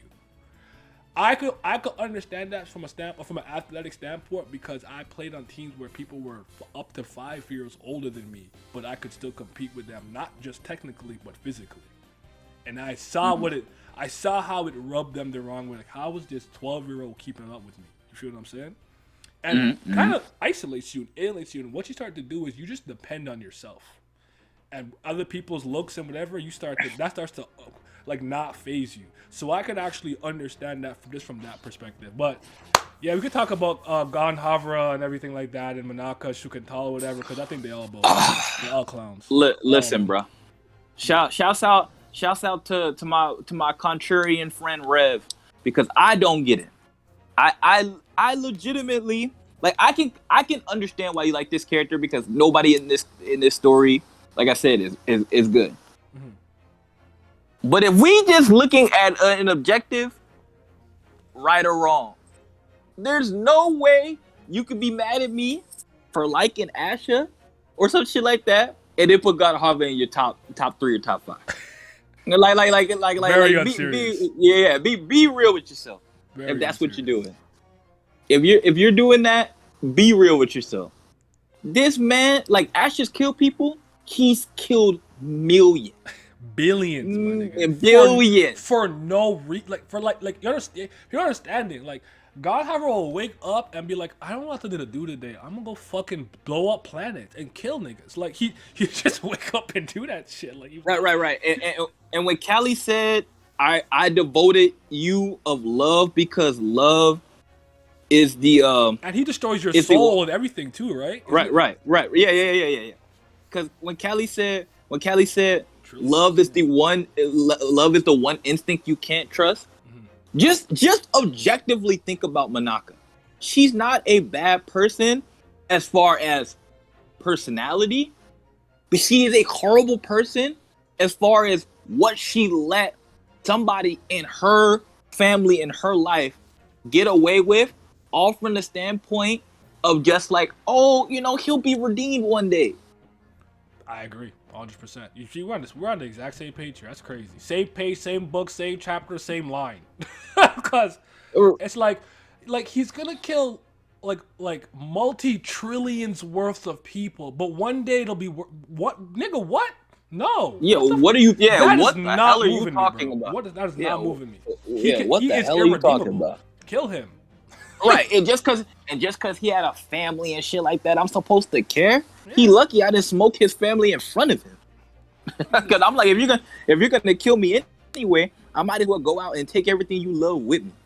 That is a better revenge. I will give credit where credit is due. The only thing that Gandharva ever did that made me go, okay, clap, bravo. Like, even you know how much I hate McKay. Even McKay had a moment with the Bob Ross thing with Lexi. Yeah. When I think this is when thing was under Hatayama, and they're under the tree, and she walks by, and she's like, "Oh, like, I can see your face, like, oh, like, you don't think I'm pretty," or blah blah. Like, basically, long story short, he said, "A pretty face is a dime a dozen." That shit don't move me. Yep. It really matters about like other stuff and personality, character, mentality. I'm like, yeah, I agree with that. That's it. That's the only thing he's ever done where I'm like, yeah, I slightly agree, like, not bad, and that's it. Every time Gandharva comes to the street, I'm mad. I'm like, bro, this guy is a clown, and like, it bothers me so much that the like best possible future outcome universe that we have like left, he needs to be alive for it to work. And I'm like, bro, yeah, it's disgusting. Even in the timelines where shit is gonna like end, we're like in the wrong time or not in the main universe, whatever the case is, he's still having a temper tantrum of what he needs. I'm like, bro, this guy stinks, man. Oh my God. Awful. Great. Awful. Again, I always like to say this. I think he's a great character from a writing standpoint. I kind of think by design you're not supposed to like him. I cannot stand him. And like, for me, it happened early. Like, from the first season, and this got worse as time went on. Yep. Teo. Fact. I never forgave him after the Teo thing. I never forgave him. Never will. I was already done with him before that. That just cemented it. I was like, I'm never gonna like him. There was a part of me that maybe holding out. But once that happened, I said, nope, you're done. Shut it down. He's dead to me. Because my thing was torture Altara, Because my thing was, I'm like, he run around pretend to be human and all this stuff like that. I'm like, bro, and like people were like, because everybody in the story is like mad at Maruna. Like, Maruna's the one, but I'm just like, he the one telling Maruna to do everything.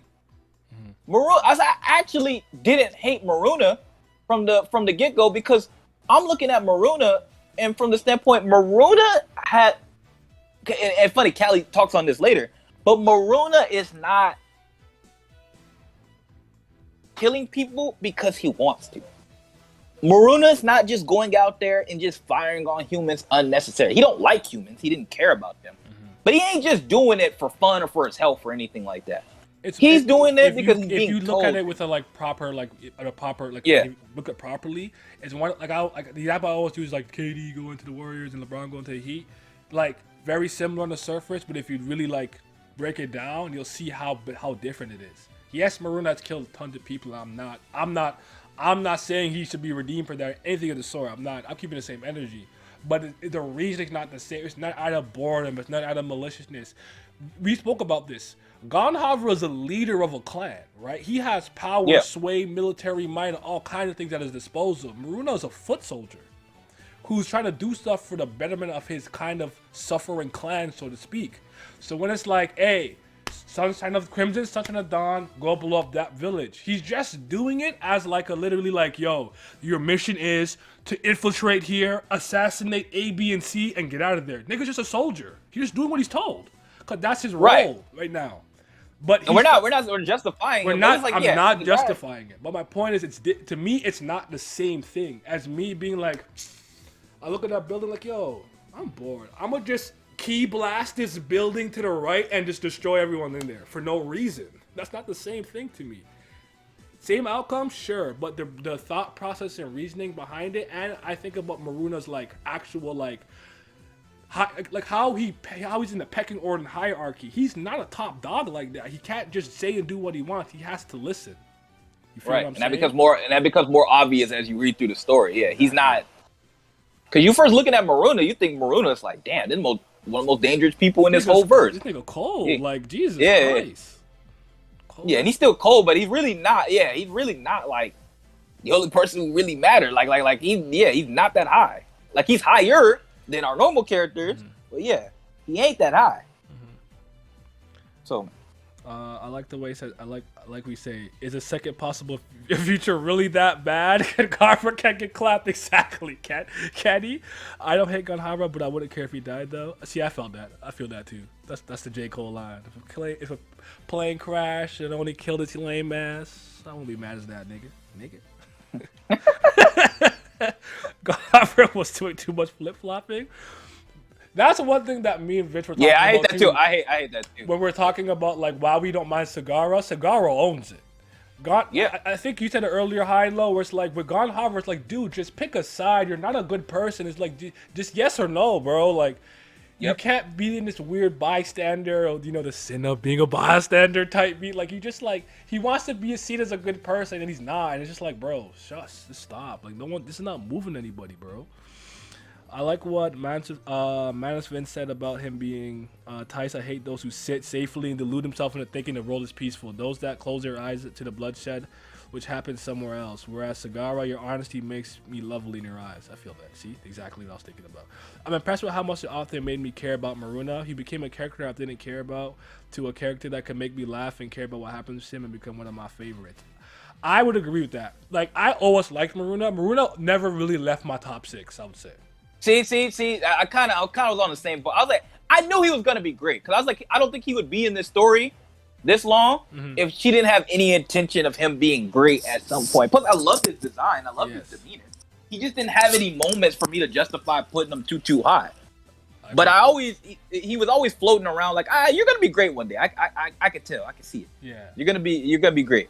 But I think in terms of on-screen, start to finish character development. Like, he's the most dynamic character. Like, him and Rand have gone through the most change. I think about Rand is some of Rand has been a little bit, like, montage-like. You haven't seen every single step all the way the same way I would say we saw with Maruna, especially with the weight of time, because he's just there with the ancient humans, chilling, even running around, helping them here and there, and then stuff happen, you know what I'm saying? Like, we're kind of getting to see it, so... Maruna to me, I think is probably the character I'll argue went through like the best character development in the series. Yeah, on screen. I still think you can make some other cases like for other characters, but I would side with Maruna. Man, but I don't know because his is just so from top to bottom. Like you don't expect this. Like nobody else. First stage, Maruna gonna be top dog soon. I can't wait. Maruna's good. Big Chicken. Can we dive into my girl Sagara? We could talk about Sagara for a little bit. I actually love that. Was actually one of my favorite characters. Yeah. I didn't know she was gonna change. I didn't necessarily expect her to like fall out of male form toxic. I'm offended by this. That's all I'm saying. Keep going. I said, Kurt, you're not slick. This is toxic masculinity. What the fuck you talking about, man? I think I fell in love with her instantly the moment she appeared on screen and Cass was just like, oh look, she's prettier than the fucking than the priestess. And her ass was like, you know what? I was gonna kill all these humans, but I'm gonna let them slide. He said that young man saved all y'all lives good because taste. his taste good. His taste saved everyone's lives here. I feel that. That was funny as fuck. I felt that. Yeah, she just made me laugh instantly. And my thing is, she don't mind being like I just understood her the moment you got the because I don't blame in this story. I'll be honest, I don't choose, and I think Corey Gom did a very good job of doing it. I don't choose humans above Suras just because they're humans. That's normally really easy to do in most stories. You're just like, I like the humans because they're humans. I relate. Yeah. But it's just like Sagara is trying to achieve her goal because everybody around her just that was her family, that was her lover, shit like that. And everybody else just gave up on that. Like they were just like, and some of the other clans were just like, we need Anata around because he's important to the best future. He's important to us. We need him. He's one of the most powerful people there. Or even when they didn't get along with him, didn't care about him. And then Gandharva and Manaka were just like, Gandharva was like, yeah, you know what? I'll come help him. And then she was like, no. And then he was like, oh, well, she said no, so we're not doing it no more. And I'm just like, huh? That's it? You just gave up on everybody because she was just like, nah? Mm-hmm. And so I was done with them after that. Another reason. That's why I was done with Manaka. I was just like, wait a minute. I can't with her. Everybody on the line and you just gonna be like, no, because you don't want him to kill and fight no more. You didn't do none of this when he was running around killing millions and trillions. But now we need somebody he might actually need to do something for. And now we just like, nah? We good. We are good on that. That's exactly what happened. Yeah. So, nah. I wasn't cool with it. Yeah. But Sagara is one of my favorite Suras. She's dope. I've never had a problem with anything she was doing because, again, like we said earlier, Mensa said earlier, she owns it. And I've said this to you, but I'll say it here. Like, I've always said this, give me the enemy who, hates me enough that he's just gonna pull the gun out of me. Like, bro, I don't like you. You gotta go. Then the one who pretends to be my friend for 3 years, but is secretly poisoning every drink, every piece of food that I eat, so I die of, natural causes. And I think been plotting on me. I always, even if it's not a nice thing, I respect that level of this. Like, yo, this is what I'm doing. Not that, I want to be a good person. I don't know. Now she's dead. I'm going to cry frozen tears for you. Like, bro, clown. But I think it's a good segue to Teo. Because I think we would both argue that Teo was the character who had the most immediate gravity. When the series, when she kind of came into the story, had immediate impact, had immediate intrigue, and you like her fast, especially with the way how she reveals she's a priestess of chaos so casually to Gandharva. You see I think it's called is it called the pool of reflection, whatever it's called, the blood pool, and you see Gandharva's actual Sura form, and she stays calm, bro. She don't tweak, she don't freak out, she sees it and she's kind of tries to stay calm and still tries to believe in him and the good parts of him that she thought that she saw. You know what I'm saying? And then he let her down. When you see that rapier in her neck, I'm like, son, I hate Gandharva forever, dog. I hate it. But yeah, speak on it. Listen, bro. This character is beautiful because she I can argue that this is one of this. Well, this is what I'm talking about when I talk about a good female character. Now, don't get me wrong. She's raw as far as just being raw for raw's sake. Mm-hmm. But there's so many layers to just she. Hold on, let me take a breath. This character is one of the most well-rounded female characters I've seen in a minute. Because, you can argue that for just about anybody in this story.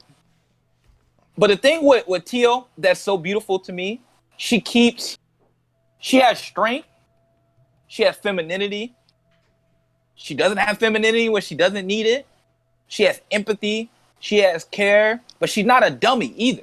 She has everything that you could possibly need. She loves people. She loves half. But she don't love people to the standpoint she just gonna let all your emotions and all your actions slide either. Yeah. She's capable of being a damsel when needed, but she's also capable of being raw and just beating people up. She's not weak. She's like, I'm the only magician that got to this just based off of like, who said you need to be magic? Who need magic to be raw? Yeah, she's literally a fighter, like fighter priest. Like that shit was so crazy to me. She got her little fucking rapier sword, which is dope. I'm like, okay, the blade out.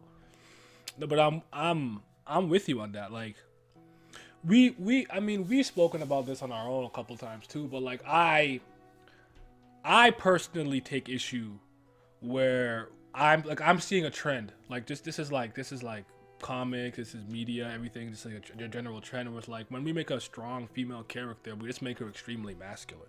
That's what we're doing, right? Like, I don't think femininity is weak. I don't think nurturing, being mothering, all kind of things outside of natural female instincts and intuition make you a weak person at all, right? But it seems like in a lot of these narratives, in order to make the character, like you said, raw, you gotta remove all of that. And I don't think you do. I think you actually, if you keep that with all of those multifaceted moving parts of a person's personality, that's when, like you said, you get a perfectly well-rounded character. She can be in love and be girly, whatever. She can turn it off when she's got to fight and fight for the right reason. She can be empathetic to a species or race that she's not particularly of, and all kinds of different things. She's such a well-rounded character. So like to see her go out like that, it sucks, especially when you see who she dies for. Right. This fucking guy. And she didn't die because she was weak. She didn't die. I mean, obviously she wasn't gonna get out of that situation easily, but she didn't just die just because of like, because she was being a damsel or this, that. She died gambling on him, and she lost. Maki's and that's exactly what made it so. Maki's horrible, bro. Sorry, keep going. No, you're good. Yeah, that's a good example. A horrible fucking character. I don't give a crap what no one tells me. She stinks. Keep going. I don't care. I don't care which DJ Kid fan gets mad at that. She's awful. Both of them. Anyways. Yuck. Teo's amazing. Glad to have the real Teo back. Man, you know what? You could argue too. Her story is the most tragic from that standpoint too, in a lot of ways. Yeah. Her story is fucking tragic. I agree, bro. Like that is like I don't even know how to explain to you what tragic that is. Because every it's like she is also one of the few characters in the story. She don't got no choice. She ain't have no choice about nothing that happened to her so far. Everything that happened to her was horrific, and she didn't have no say in the matter. The only thing that she had say in the matter is the Gandharva shit, and she lost that bet. But I'm not blaming her because she didn't know. She doesn't have like there's a lot of dramatic irony there that we have. Yeah. That she knows some bad stories about him, but she doesn't know the extent. Yeah. You know? She know, but she don't know. Yeah, like she really don't know. Like, She know, but she don't know. So yeah. She know you not good and you don't care about humans, but she don't know just the level of how disgusting you really are, because you're a disgusting fucking person, being, etc. Piper, hold on. I don't mind a girl character being more masculine, but it has to feel natural. I like a part of their personality, the tomboy, so they feel like the author going they're masculine because they're strong and not to do the actual personality. I don't think that necessarily just having a masculine female character is a bad thing. I just personally see a lot of copy and pasted things. It's like, you see, strong female. I'm like, right. Or they think that's what makes the character raw. Just because she is a female. You see, she didn't have a love interest. Yeah. What? Like, that's like, I don't know, man. Maybe that's just my man brain. Let me not get into that, but that's just I have enough good examples of like, I always like, one of my favorite examples actually. Have you ever seen Wolf Children, Ami and Yuki? Wolf Children? Yeah. I think Hannah's a great character, and she's just a mother, single mother. The whole great character, like one of my favorites, like real talk. Like they didn't shy away from that. It is like now I'm the tough single mom. Don't give a fuck about like no, like they didn't do that. Like it was, and don't get us wrong either. Yeah. There's a place for those characters exactly. too. Sometimes But- it's completely justified if like maybe you were with a piece of shit and it's like now you're on your own. You're like, yo, I gotta be tough for the kid. Like I get it. Context matters. Context matters. Just don't copy and paste like friggin' Miss Marvel from like Captain Marvel from like thing. Like, bro, that's not moving me. But anyways. Right. Word. Welcome back. The real Teo back. Yeah. Oh man. That shit was It's so crazy. mad. How did you feel when you saw her in season 3 with the 2 blades and shit? And then after you started to find out like That was raw. I was like, oh, hold on. I said, yeah, you gotta draw some scenes with this if you're gonna do all this. yeah, Like, what are you doing? yeah, the dual wielded. I said, this is Yeah. clean. Oh God, it's so crazy that she's back in there and bitch got like a 7-year gap. Like what? Like I'm just older in an older body. That's so crazy. What were your thoughts like on the Hadi Vishnu thing when you're like that doesn't inhabit the same soul? Like that was a big moment because Irie Quad is crazy, bro. 5 years, bro. No, cause that changed what I thought was capable in this story. Mm-hmm. That changed that like she has like 4 or 5 moments. It might be more now, but at the time I was reading and I was thinking about it. She had like 4 moments that like recontextualized everything you thought you knew about the series as you were reading it. Mm-hmm. So you're sitting here and you're just like, okay, cause when I'm first reading shit about Asha and shit like that, for example, for me, I'm first reading the shit. I'm thinking Asha. I'm like, okay, she know a lot of shit she's not supposed to know. She like from the future or some shit. Like why do you know all these? Like you seem to know like where Leez is at every moment. You seem to know like even these guys and shit popping up. You're not asking question where she got the weapon from. Like what's going on? Yeah. How you know all that? So I'm looking at all that type of shit, and I'm just like, this is crazy. And then shit. What did you ask me exactly? See, I'm going off. But what did you? How much basically how much it blew your mind when you found out that The soul. Yeah, the soul. No, because I'm like, yeah, because I'm just like, there got to be a reason that Asha wasn't spamming this, even though it's kind of funny enough. Actually, she did. She ended up spamming it. But what I originally thought when this happened, I thought every time Asha did this, she was gonna like lose a piece of like her humanity and mentally, she was gonna go crazy. Yeah. Cause that's what I thought was happening. You see, last time when I seen the DNR list, do not resurrect. I said, I said, just throw me on there. Just throw me on that list. Don't resurrect me, bro. Yeah, you knew something went wrong. I didn't even know what was wrong yet. I'm just like, I just like.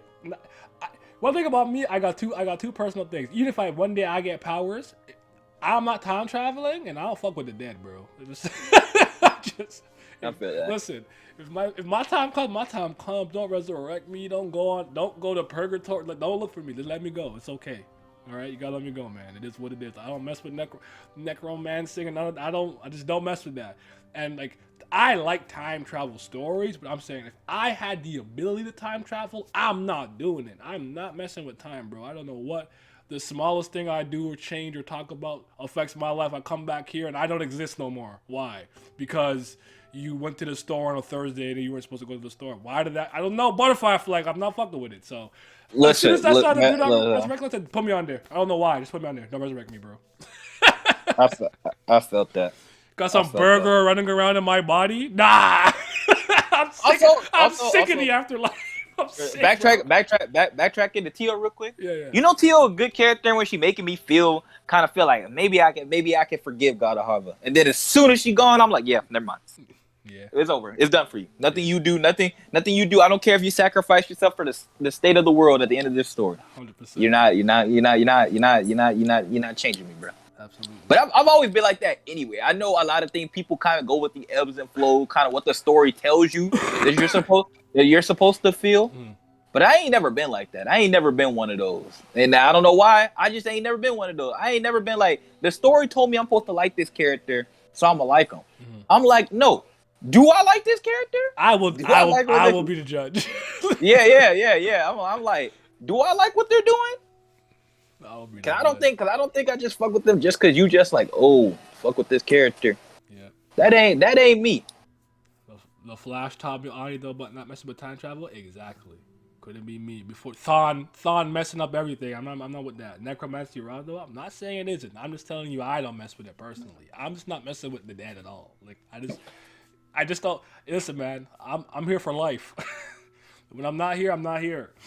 I don't need to be revived on my favorite girl. Oh wait, I don't need to be revived on my favorite girl. Does that for me? Hey, at least Diablo treatment. Yes, Gandharva does deserve the Diablo treatment. Just that never-ending suffering, yo. So I feel that. Muda. Nah, but she's great. Like Teo never left my top. Like I flip flopped on there, especially when I learned that I'm like that's not Teo in there. I'm like, who's this imposter? That's not my girl. But like I was really like low key, like I'm still fucking with her, but I'm not. But like I don't know, I was confused. I was confused. I don't know what to feel. Then when You know back, what's funny? like, Funny yes, enough, sir. funny enough, I never changed. I never changed. I did. I flip flopped. I did. I was like, damn, bro. And even with Irie, I'm like, Irie too, bro. That's why they keep making fun of me. Like, yo, here's a Oh, the Irie shit kind of killed me because I really thought Irie was gonna be like a lot more like important. Mm-hmm. Cause like when I first saw Irie on the screen, she fought the Sura, she fought Clutch or one of them. Yeah, I was like, oh, she raw. When she ran away, I'm like, bro, she was my. I mean, you saw that review. She was my favorite in the first season. She's my favorite character in season 1. Yeah, she was up there for me. I'm just like, go look at my list. I rated her high. I thought she was gonna be like a really important like fighter or something. Especially when you find out she's Claude's brother, you think, okay, you know, like connected to a priest. There could be more here. Nah. Yeah, and then nothing happened. I'm just like, oh. Yeah, it is what it is. But the cool thing is I never expected to like Lila because of the stupid shit she be wearing on her face. Even though I actually think it's funny, it kills me. I need some merch. I need earmuffs of those and shit like that. But Lila go crazy for me, bro. No, I knew it was gonna be something with her because I could I could just tell from the eyes what they were showing, inside. I'm just like, oh, okay, something different about you. Yeah. I think what I said came across wrong. I meant I agree. I don't like it. Like you're saying, if a girl is just portrayed as masculine to be strong, however, if it feels like a natural part of their personality, not to do with portraying a small character, like I like it. That makes sense. Basically, you're saying the context of the situation and the theming of the story matters. Like, does it make sense? Like, maybe she was raised in a village full of just literally brutish men, so she's basically the equivalent of that. Like, you know, like yeah, I get that.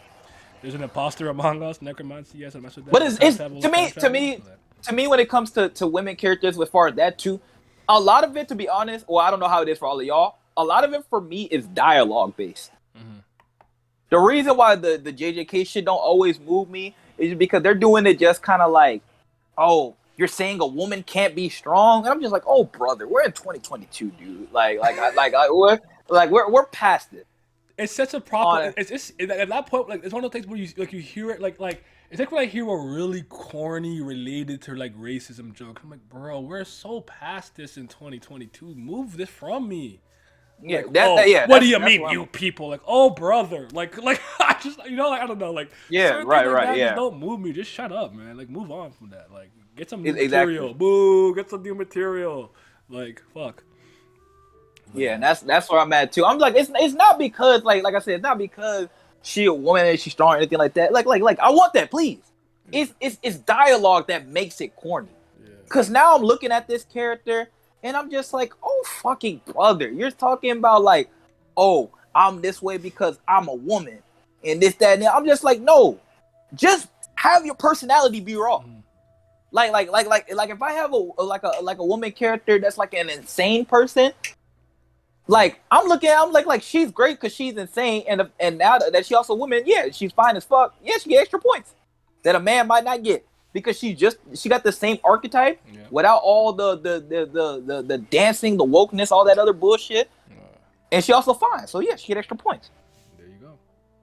When I first saw Lala, I didn't realize she was wearing a mask. I actually made the exact same mistake. I thought this was just some random ass creature. I did too. You know what? I understand. I had to really look. I said, wait a minute. I said, what is going on here? What are you doing?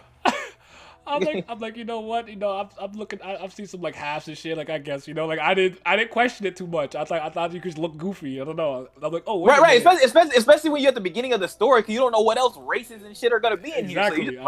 So Like, look at Hanuman, Grandpa. I'm like, wait, I thought it was Grandma Hanuman. Grandpa, I'm like, you look kind of weird too, bro. Like, I don't know. So, I think I got like a mouth in his chest and shit. Like, so, yeah. Again, Maki. Sora's just I didn't bring her up again. bro. Sora's just changing their forms and just be like, I'm a woman. Like I'm like, that's not. It's not what I saw. Like I don't have no problem with it at all. It just did not. I did not see that coming. They could just decide because at first I thought it was just gonna be like a Sagara thing, where Sagara was just the one that just decided she was gonna change her gender and shit like that. And I'm just like, oh, really? They all could do that? Just some of them just choose not to? If I remember, Vitra did that for a reason too. The leader of the Dragon Clan, that was the reason why they changed. Oh, I think no, not that. I think someone in the chat, correct me if I got this wrong.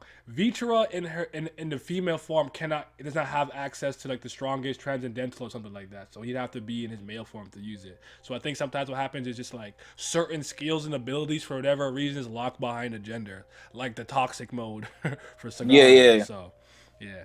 But I'm pretty sure everyone has like a preferred gender. It seems to me like they have a preferred one for the most part. So, right. Or just like because even like the thing was like the person from Gandharva's clan. Mm-hmm. That special is crazy. Wasuki. That special is insane. I didn't talk on that when we were talking about them. That special is absolutely ludicrous. I forgot what the name of that character is. It's Gandharva's second in command or whatever. They said one of the three beauties. Oh, and then I don't. And then I don't remember the name won't come to me. Someone in the chat will know. Vasuki? No. Oh, that's the one from Sagara's. No, Vasuki. I think it was the Vasuki, one. Yeah, the Sagara clan. Yeah. No, I don't remember what the one from Gandharva's clan is, but yeah. That was crazy to me. I'm like, wait a minute. Mm-hmm. You're in love with Manaka, and like you're insane. That's all I could think about when I was watching it. I'm like, what is this cuckery, bro? What am I looking at here? Mm-hmm. Oh, Mansvin? Yeah, Manasvin. Cause I'm assuming it started off as a woman. Cause at first when I was reading the special, I'm like, oh, this guy to Harvard doing this shit, killing people, being like, don't disrespect. Cause it sounds like when you're reading it sounds like some shit he would do. Mm. And then you get further and further along, you're like, wait a minute. That's not him. I'm looking. And because that shit was crazy, bro. Crazy ass special. Sagara's most recent lover. There we go. Yeah, this is dude. But not Mansvin. Mansvin is the one. Yeah, ain't that the one in that's the one that. Wait, no. I'm getting characters confused. All right, somebody will figure it out. Isn't that the one that Sagara was with? Sagara was with Madison, I think. Yeah, that's not the one I'm talking about either. No, then who? We'll figure it out. We'll know. Yeah, we'll figure it out. We'll know. I will get better at the names for these Soros. Yeah, it's one of those two. Katan. Yeah, I'm just bad. Yeah, I'm just bad at the names right now. now. I don't remember right now. Yeah, it's too many people. But let me ask you. Actually, a couple questions I want to ask you. What would you say is Kurigam's greatest strength in your opinion? Because things said earlier, like Kubera has so many interesting concepts and good execution from its insight, revival, time travel. None of its trivial is all important. Has a place in the verse. Blah blah blah. Kurigam is actually becoming like one of my favorite writers. I'm not top 5 yet because I have a lot that I really like. She was already my top 10, but especially as it comes to like webtoon and like webtoons and stuff, like easily my favorite, and it's not close. But what in your opinion is her greatest strength, or strengths? Taking a concept that I normally wouldn't like, or taking something that I normally would think would be contrived, and making it make sense, making it acceptable, or making it good. That is her greatest strength to me. She has many strengths. That is her greatest strength to me. You said taking a concept that you don't like and making it work? Yeah. I don't fuck with time travel. Okay. I love time travel, so that's it. I'm a time travel merchant. Because I just haven't seen a lot of them be done well. So normally I'm just like, you got time travel? I'm already skeptical. I'm already like, eh. And also she just has an ability to take things that would normally be seen as like a convenient and explaining it very, very well and making it like at least acceptable to good. Because normally I see some of the shit that happen. Because like I don't think nothing I've seen in Kubera is a Deus Ex Machina, or nothing that I can commit to memory. But there are probably some moments where I'm just like, this convenient and stuff like this. But the way she created her world is that you can always, almost always, tie it back to something. And most stories can't do that. You can't tie all these moments to something. And you can do that for almost everything in Kubera. Oh, let me see. Yeah. You sent it to me. Yeah. Or Ivasi or whatever. Yeah, that's the one. The chat was saying it. I just sent it to you. Like, just I'm gonna send you the picture. Yeah. I think I knew what it looked like. Recognize visually. Yeah. So yeah, you guys were right. It's Ivasi. Cause I couldn't remember. I was like, who the fuck is this? I was trying to decide, right? Because I think she did a lot of things really well. The reason I'm gonna give her 2 things only because I can't personally think of any author that I hold in high regard that does these things. And when I call it, I'm gonna use the example actually with Leez wanting to kill Maruna and all the things that were happening in that moment, right? Where I'm like, anytime there's a conflict between 2 characters that's crescendoing into that climax, right? There is always, a lot of times there could be other moving parts. But what I always find interesting about Kurigam is that, for example, I'm just gonna take a very, very basic example. Frieza, Goku, you know that they were coming on the collision course, right? Yeah. So that's the main conflict there. And I think that a lot of times, in most stories, the main thing kind of supersedes anything else. Kurigam would have like your main conflict coming to a clashing point, but have 6 other moving things that are gonna happen around the same time or in that moment, even if it's just like the other characters are bystanding, that are equally, if not more interesting than the main thing. Like the point of convergence, where she's bringing all of these problems into like their resolution, if you will. I'm like, how does she make them all interesting? Because you're mad at them, they're mad at you. You have this thing going on, but if this goes wrong, it'll trickle down to like it's so interconnected and interwoven in a way that blows my mind every time. Like, I care about all of this shit. There's usually something I'm like, I don't care about this. I'm like, I care about all of it. Right. That's facts. All of it I care about, which I don't think is easy to do. So it's not. It also thank the Lord. I love this woman. She was certified as soon as I saw the post that told me. The woman said, "Listen, I already got my plan for the story. I'm doing it, regardless of what y'all say. Cause normally, you know how I feel about you feel the same way. Webtoon comic section. Where's Leez? Shut up, man. Oh yeah, every chapter. Fuck it, I'm like, all these characters are amazing. Fuck out of here. All Where's Leez merchants all day, man. I'm like, listen, man. There are a lot of moments in this story I forgot Leez was the main character. I really did. I think she did say she has 10 or so main characters, but you're right. This is the titular character, the title of the character of the show, whatever is, Kubera, Leez, whatever. But still, like, yeah. And I mean, I'll ask you this though. See. Oh, real quick, before you keep it. See, I push back. Even though Leez has the name, the story is called Kubera. Yeah. How many Kuberas are there? That's true. A lot. That's true. The story is not called Leez or true. Kubera Leez. It's called Kubera. So everything tied to a Kubera, the Kubera, that's all that matter, man. Where's Mori? that friend got high school. Jin Mori. No, like, I was gonna ask you this because like we are a fan of this type of storytelling. So like we could like, and I think that we have enough things in this story that we care about, and like I'm very much a character person. I will say this, right? Everybody comes for narratives for different reasons. Some people like aesthetics, some people like text, some people like fights, some people like lore, world building. I'm a character person. Characters are what moves me the most. I would probably go character, plots and subplots, and then whatever else, right? Those are the things that matter to me the most. Yeah. And the reason that I bring that up is because I think that she handles her ever-expanding cast very well. Because she jumps around, and then like things are like her story, like you say a lot of times, is interwoven really well. Like things are interconnected, so nothing truly feels divorced from something, even if it could seem that way naturally. Though I actually could understand, like, let's say I do not like Maruna or I'm not interested in Maruna, and I have to go through the wait of time for whatever, how many weeks each week, but I don't care about him. I can That's see that funny, being funny. frustrated. I actually can. I actually can understand that being See, frustrated. I actually was thinking about that because I was thinking about I think one of the weaknesses to her type of storytelling is that it can be very long-winded. Okay. And also what she does it's a strength and a weakness, but basically the way she handles her cast really well is she puts them in a box. And that sounds kind of crazy, but what she does is she does this really good thing where she does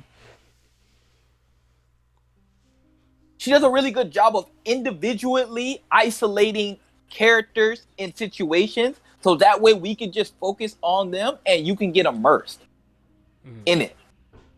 So you're not sitting there thinking about like, oh, like, you know, Leez is so much more important than everybody else. I have to know what Leez is doing because Leez's strength, power, storyline is infinitely more interesting than everybody else's.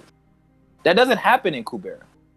I'm seeing it. It's like Leez's storyline is important. Yeah, we love Leez, but I also love X, Y, and Z, and their storyline is just as important to this part, in this part, in this part, in this part. Thank you. So, cause it's just like she does a good job of doing like you know how we love basketball analogies on this on this stream and podcast. Yeah. She clears out and she throws the ball in the middle and somebody in the post, and everybody else just gotta watch. Yeah. and that's what she does. You gotta watch. You gotta watch these people be raw in this moment, and then while she's doing that, you may not like them at that moment, but by the time you're done, you might end up loving them. And that's I would the skill. argue that's what happened with me with Rand. Like, I always like Maruna. Did this make me love him way more? Absolutely. I'm enjoying the fuck out of his journey. Rand was a character I always liked, but I started to love as, like, we said this, we argued this, like, Rand is the character that's changed the most in a lot of ways. Where, like, Rand is not the same person. Like, Maruna's gone through changes, but they're still the core of Maruna. Where, like, yeah. I'm at the point where I'm like the core of Rand. I'm not saying it's not there, but I haven't seen it since the changes started happening because of everything we went through with the Asha clan, other side of the story, Wait of Time, all of that. And even what we're experiencing currently in the Anata arc, it's like, where is that goofy, you know, I'm just going to cast, even from the beginning of the third season when he, like, regret to save his kids and he froze his legs and everything, like, I don't see that. It's not there, really. Rand's demeanor is so much more serious now. I'm not saying it's not in there. I'm just not saying we won't see it again, but I find it fascinating because he's the one person I can pinpoint to where I'm like, the core of you is not there no more. It's been removed. It's been tainted, and now you're just a different person. Like, you know, what's the freaking joke they make with that one chocolate bar? It's like, you're not yourself. You need a Klondike bar or something like that. And it's like, you know, like, he's not himself. He needs like a Snickers. There we go, Snickers. Is it Snickers? Yeah, you need a Snickers. Yeah, Snickers. You need a Snickers. Yeah. So, you're not yourself when you're hungry. But I love Rand. Rand, I never thought I would like Rand more than his brother. But I'm sorry, Kako. He clear, bro. Let's not better than Rand. He's not better. Rand is so clear, that nigga. I think because Lut's not in the story enough to be clear. I did, but us seeing him in the special chapters was a treat, though. That was great. Yeah. Cause Rand could have been one of those characters easily where he didn't have raw moments. And Kurigam said, fuck that. He gonna be raw. Him being kind of the comic reliefy stuff, it was working. I was okay with it. Like, yeah, I wasn't like pushing any boundaries, but I thought it worked. But for him to like get more than that, I'm like, thank you. Because I honestly think that this is one of the few stories where I read where a lot of people act like people. You know, like, this is the calm, cool, collected genius, but that doesn't mean they don't get pissed, frustrated, sad, blah, blah, yada, yada. This is the comic relief character, but that doesn't mean they don't have their own dreams, hopes, inspirations, yada, yada, yada, and can't have a very, very, you know, serious demeanor with the cases. Like humans are multifaceted. They're You all- can have a general like, yeah, no. now he's a happy-go-lucky guy, but that doesn't mean every single day of every single waking moment I'm on my everything's great. There's days where like, yo, he's not in a good mood. This is so crazy because even though the Lutz is hotter, she said. I will argue that. oh okay, you I will know argue what? with that. Yeah, You you know what? You're not wrong. I'm not mad You're at that one. Yeah, I might yeah, agree. you're I not think I agree. Yeah, she's not wrong. She's not wrong. He better looking. He dressed better too. Go ahead. No, I was gonna say it's kind of crazy because when I first read this story too, I really thought for me the plot was gonna be like the most important thing. Like, and it's not. Like the plot's not secondary, but as far as my enjoyment of the series, the plot has become secondary. Mm-hmm. Like the plot is just a way to move this forward without it becoming stale. Because if this wasn't a fantasy, I think this potentially could have run into the same problem that a lot of webtoons have. Because a lot of webtoons kind of write in a similar fashion as far as their characters. Yeah. I actually think that's one of webtoons, the medium to the strength. A lot of them are character focused. Not all of them, but a lot of them were character focused. Yeah. But her plot allows her to not get stale because she's still moving the plot forward with different characters. Mm-hmm. And that's really hard to do. Because it'd be really easy for her to just like, to get bored. Because I was really shocked at myself. I didn't get bored at any point reading it. And I don't normally get bored with anything I read, but I just mean from the standpoint that it's like, damn, this kind of going on kind of long, don't you think? Like, this already been going on for a minute. I'm just like, nope, I just keep going. Yeah. You just don't put it down. Honestly, because like, I think webtoons have that problem. As much as we love many webtoons, they have a lot of lulls. We're like this. Yeah. You're like, you might not read for 8 weeks, and then you're behind for like a year. Like that happens so many times. A lot of these, like this is not a series. Oh yeah, our problem with ordinary is like, I got the point. Okay, we get it. Like you need help. He needs help. Like even me, and I'm one of the biggest fans of that series. And it got to a point where it's like, you beating me down. And I'm the one who defend this week after week. You're beating me down, like Jesus Christ. Like this series don't do that because she doesn't do that. There's too many characters for her to do that too. That's the strength of having so many characters. And like I said, the weakness is that it can become long-winded, especially since she's not a person to half-ass it. It'd be hard to have focus when there's so many, right. Or you have to take focus off some because like. I never disliked Yuta as a character at all. He was never amongst my favorites, but when he went to his third stage, he started tweaking over Leez and he needed to go to jail because Sak's like, bro, read this book, bro, because he got his dick on your face or on your neck. like that shit was moving me. It was so funny. But in the third season, he hasn't really been there like that. Now the moments with him have been cool, like Maruna seeing him and stuff, and then when the universe is breaking down, you see Leez come. And when he disappears, her hands, and she like you could tell she's fucking sad about it. Like a lot of great stuff with him in it, but he's not impactful the way he was in the second season.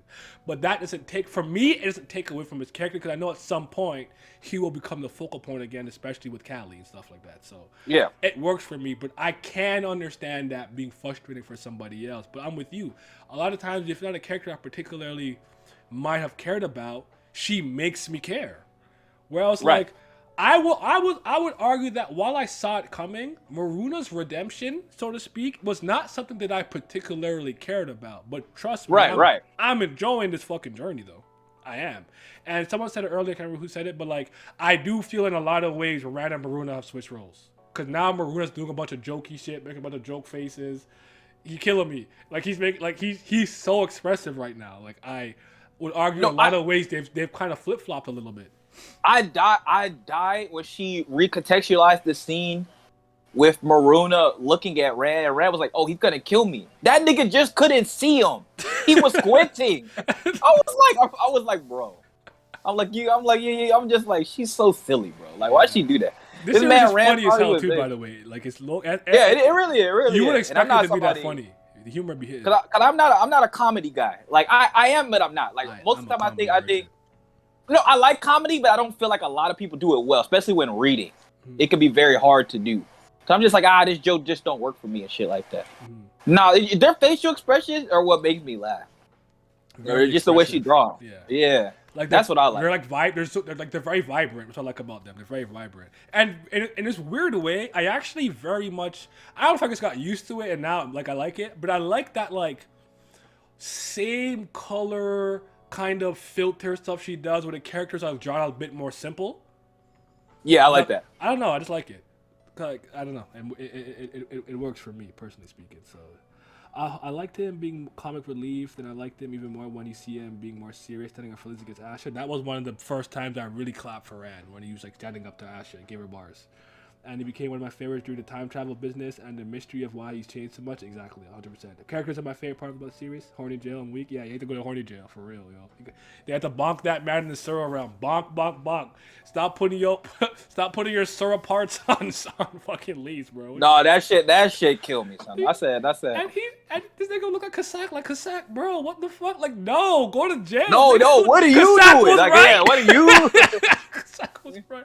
Kasak, like, bro. Like, No, yo. Kasak, like, it's funny. It's funny as shit too, because Kasak is not the type of person who even be caring about none of that. Yeah. But he was like, oh nah, bro, you are tweaking. You are tripping. You putting the balls around her neck, bro. Like, yeah. I'm like, cause even Kasak looking at you like, hey, Lee, that, you know what? I kind of need you to like, read what the fuck going on. Because what the fuck going on? Not okay, bro. Like, yeah. Have you guys talked about Rel Tower? I came back a bit later. No, we haven't. You want to speak about Rel Tower? Because I actually, that's the one I just. Is that the one I just read about? Is the red hair Garuda from the Maruna's. She was talking about the chaos attribute Suras being the Tarakas that from. That was raw. That was raw. That was incredible too because of the blitz tactics that we learned about.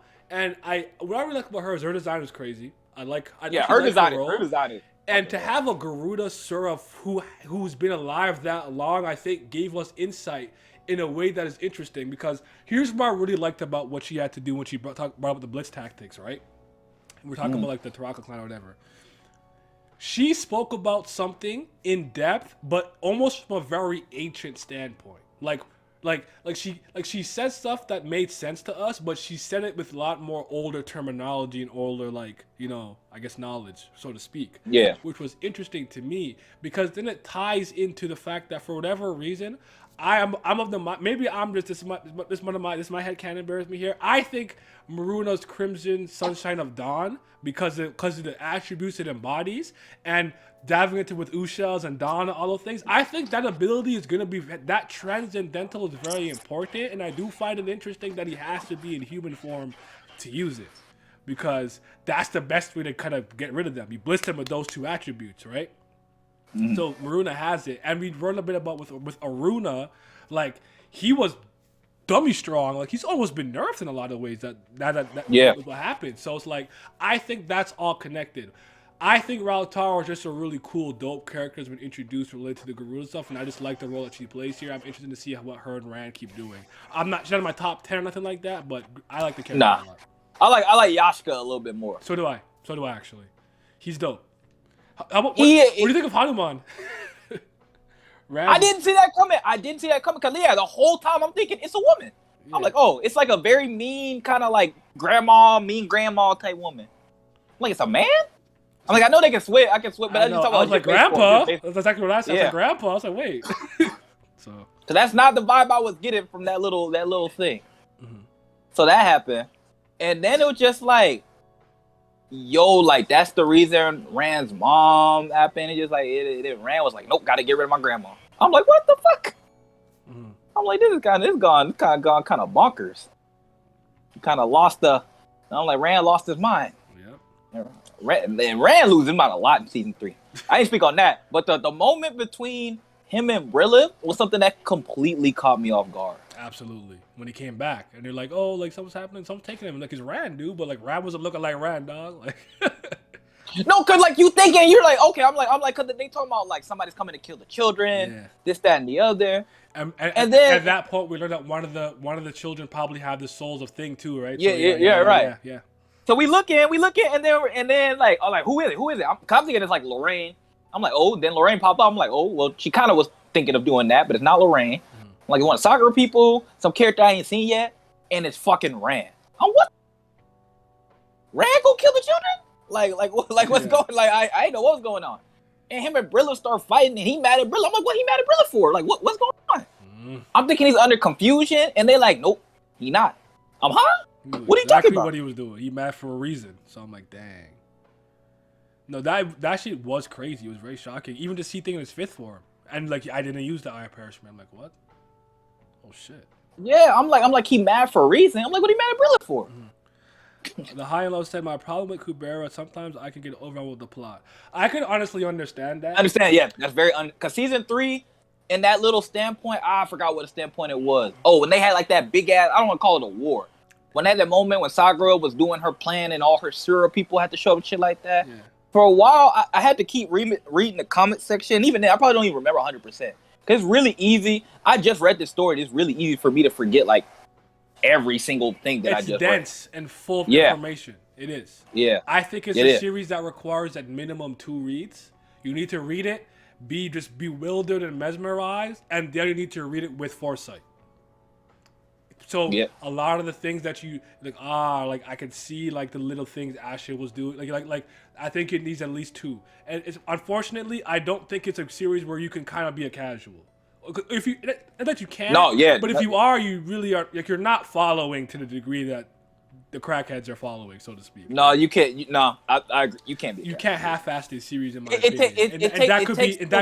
That could be a criticism. A week, it could be a week. Yeah. I'm not mad at that either. Because like you really do have to like if I stepped away from this series for 2 months, I'd be lost. Yeah. I couldn't do that. Enough, I didn't think I was gonna like it as a weekly read, and I'm very happy to be wrong about that. I like it. Oh, I'm glad you do, because I'm saying that's gonna be my thing. Yeah, it's a great weekly read as well. So, before season 3, Kurigam listed 10 things, and only 3 of them are true. Okay, hold on. The person who will appear the most in season 3 is Leez. Well, that's not her. Oh, Asha will not appear in season 3. That she appeared. Season 3, Sierra is married to Irie. That didn't happen. Ran and Rana will have 3 children. They have 2. They're twins, right? They have 3. They have 3? I thought. They have the twins and then the girl, right? You're right. I'm sorry.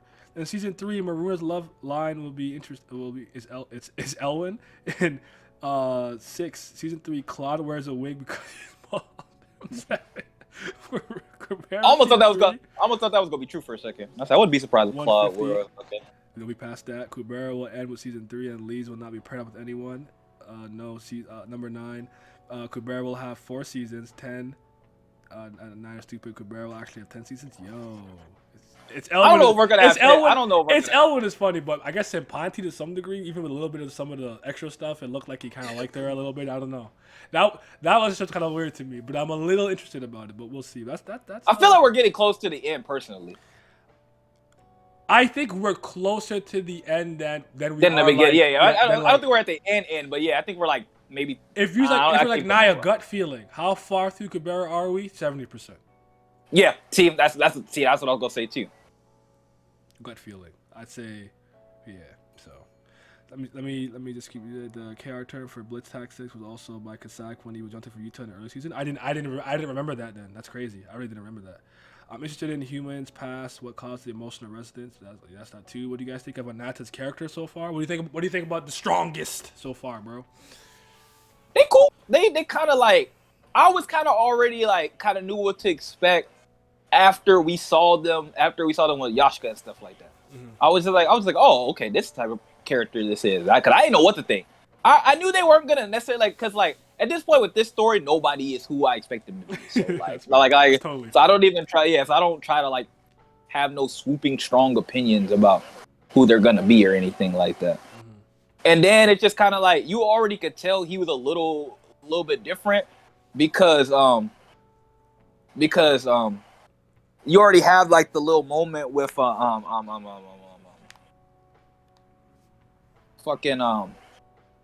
where he dies the first time, and you're just like, oh, he's my friend. He's talking about a god and shit like he's my friend and shit like that. You just like, you're not supposed to be talking like this.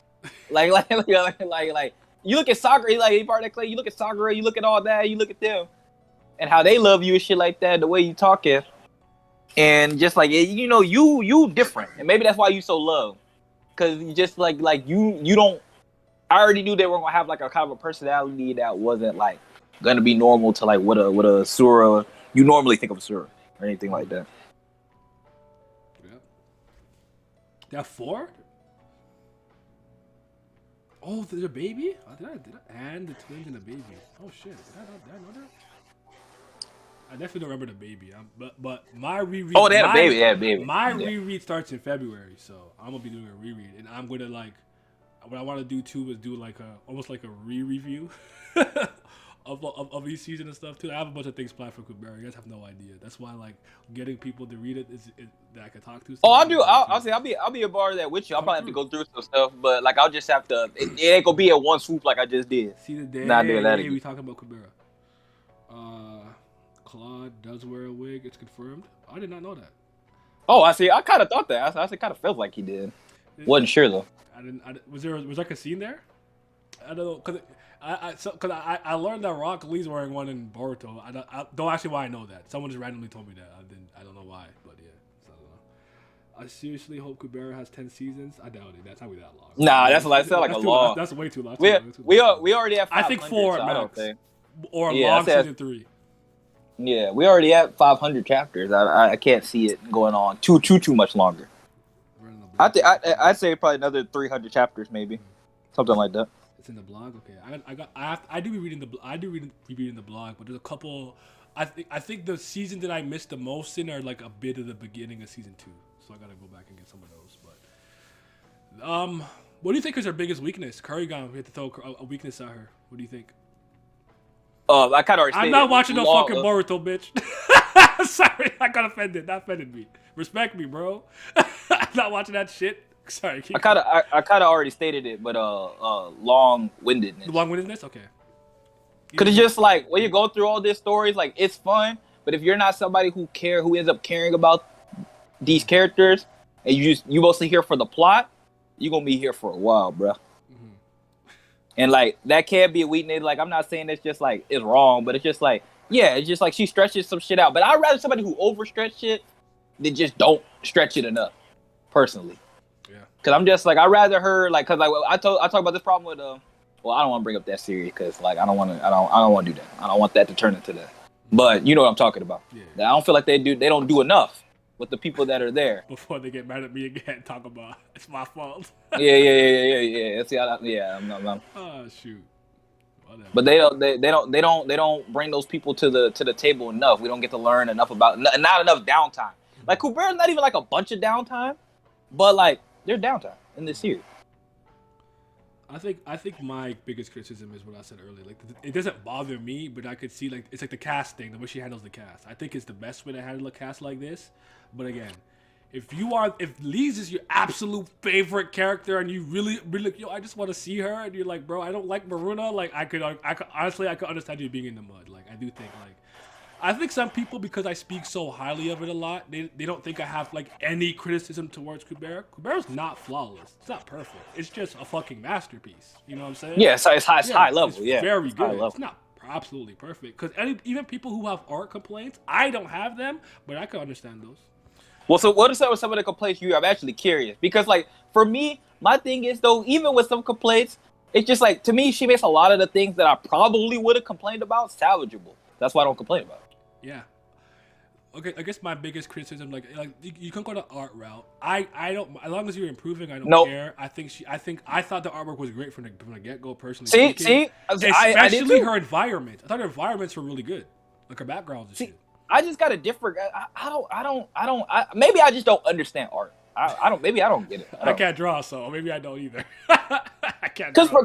Because for me, I'm looking at a lot of this story, and I'm just like, bro, like, is it like the greatest art in the world? No, but I thought it had a very nice charm to it. I like it a lot. Yeah. What's the issue?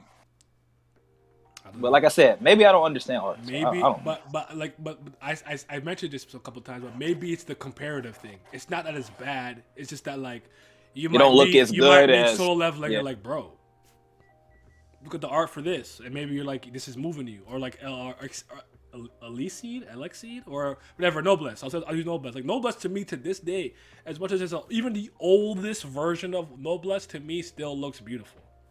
Even Yeah. as the art style was like being tweaked. Like it's one of those things. Like I could see the complaint. If for me, it's not a complaint because even in Tower of God, the first season is not a complaint to me. I like the artwork, so like. See, me do too. That's what I'm saying. That's why I said, I don't know. I said maybe I just don't understand art because I don't complain about this stuff. I truly don't really get it because I'm just like a lot of this stuff to me, the art is good or at least likable.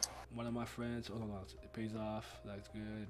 It drags a bit in parts. I don't think it drags. I think the most I could say is maybe it like because it's a bit of it's a slow burn, ivy drip. It does take a while for you to hit your stride. Because even me, openly admitted, it's really a portion in season 2 where it's like I couldn't put it down. I was having a great time in that up until then, but it was parts I was like, I am pushing a little bit here, but I wouldn't say it dragged. It just I don't know. You know what though? I figured out something because I haven't said this probably. I probably said this to you before, but I haven't said it to nobody in here, obviously. Yeah. I've tried Kubera several times before. I've once. I told you I got to but I was not nearly as far as I thought I was though.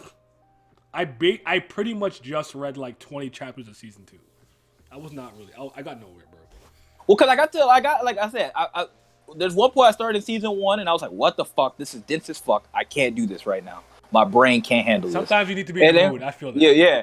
And then there was another time where I got through season 1 and stopped. And there was another time I got through season 2 and I stopped like halfway through season 2.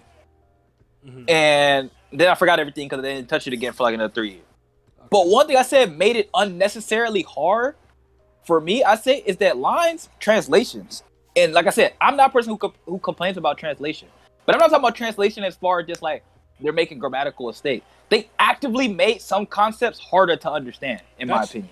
No, I know you're absolutely correct because here's the thing about the Bible Kim subs scanlations that I don't know, like maybe a lot of people may not fully understand because you remember you were around when we had dedicated fan subs for certain series and whatnot. Remember we used to talk about almost like with certain series, your Bankai, and they'll actually have like Bankai appear in like Sakura blossoms for like Byakuya and shit like that. Like you had a team of people dedicated to the series who liked the series and cared about the series being portrayed properly. So they would use the proper translations and concepts and whatnot. What happens with line a lot of the times is I think they just get somebody who literally can translate from Korean to English, English to Korean, but they're not at all intimate or familiar with any of the actual material of a Tower of God, the material of a Kubera. So what happens a lot of times is you're reading it and it's not necessarily. Sometimes I'm like the translation is not bad, but I know the person who translates this doesn't read the series. Yeah. Because the way it's framed, the way it's phrased. When you read the Bible, can be like, this is a team of people who love Kubera. You know that. You're not calling him Idiot Smithy. They're calling him Bible Kim. You know what I'm saying? So I could, but that to me, that's not on Kurigan. That's on the translator. So you can't put that on Kurigan. She's writing her shit in Korean. How they translate it is how they translate it. So we can't put that on her. But I agree with that 100%. Yeah, because for me it's just like, I'm not gonna read a series where I'm reading it and I actively don't understand what's going on, and then I'm gonna sit here and have like the credential to be like, I understood what I read. I didn't understand shit, and I had that problem. And I had that problem with the beginning of Kubera. I'm like, I don't know what's going on. As far as following Leez or any of that or keeping up with the character, I don't know what's going on. It's like I don't know how the power system works, or they explain certain powers and God and shit like that. I'm lost. Because even names changed. I don't know if you had this, because Ash, Ashe, became Asha, like 60 chapters in. Yeah. It was Rahiro, because like L sound, and I guess Japanese, but like it's Korean, so I'm not sure it's the same, but it was Rahiro for me a little bit too, and then became Rahiro. Like small things like that, like kid kind of like, because it's a series where like, because there's so much to remember, you don't want any misinformation from a translation. Right. So you're sitting here looking, and you're like, is that a different character? Did I miss? Yeah. I'm reading it online. I'm like, wait a minute, was this character always a girl, or did they switch gender them? Like, you know what I'm saying? Like it's fucking with me. So.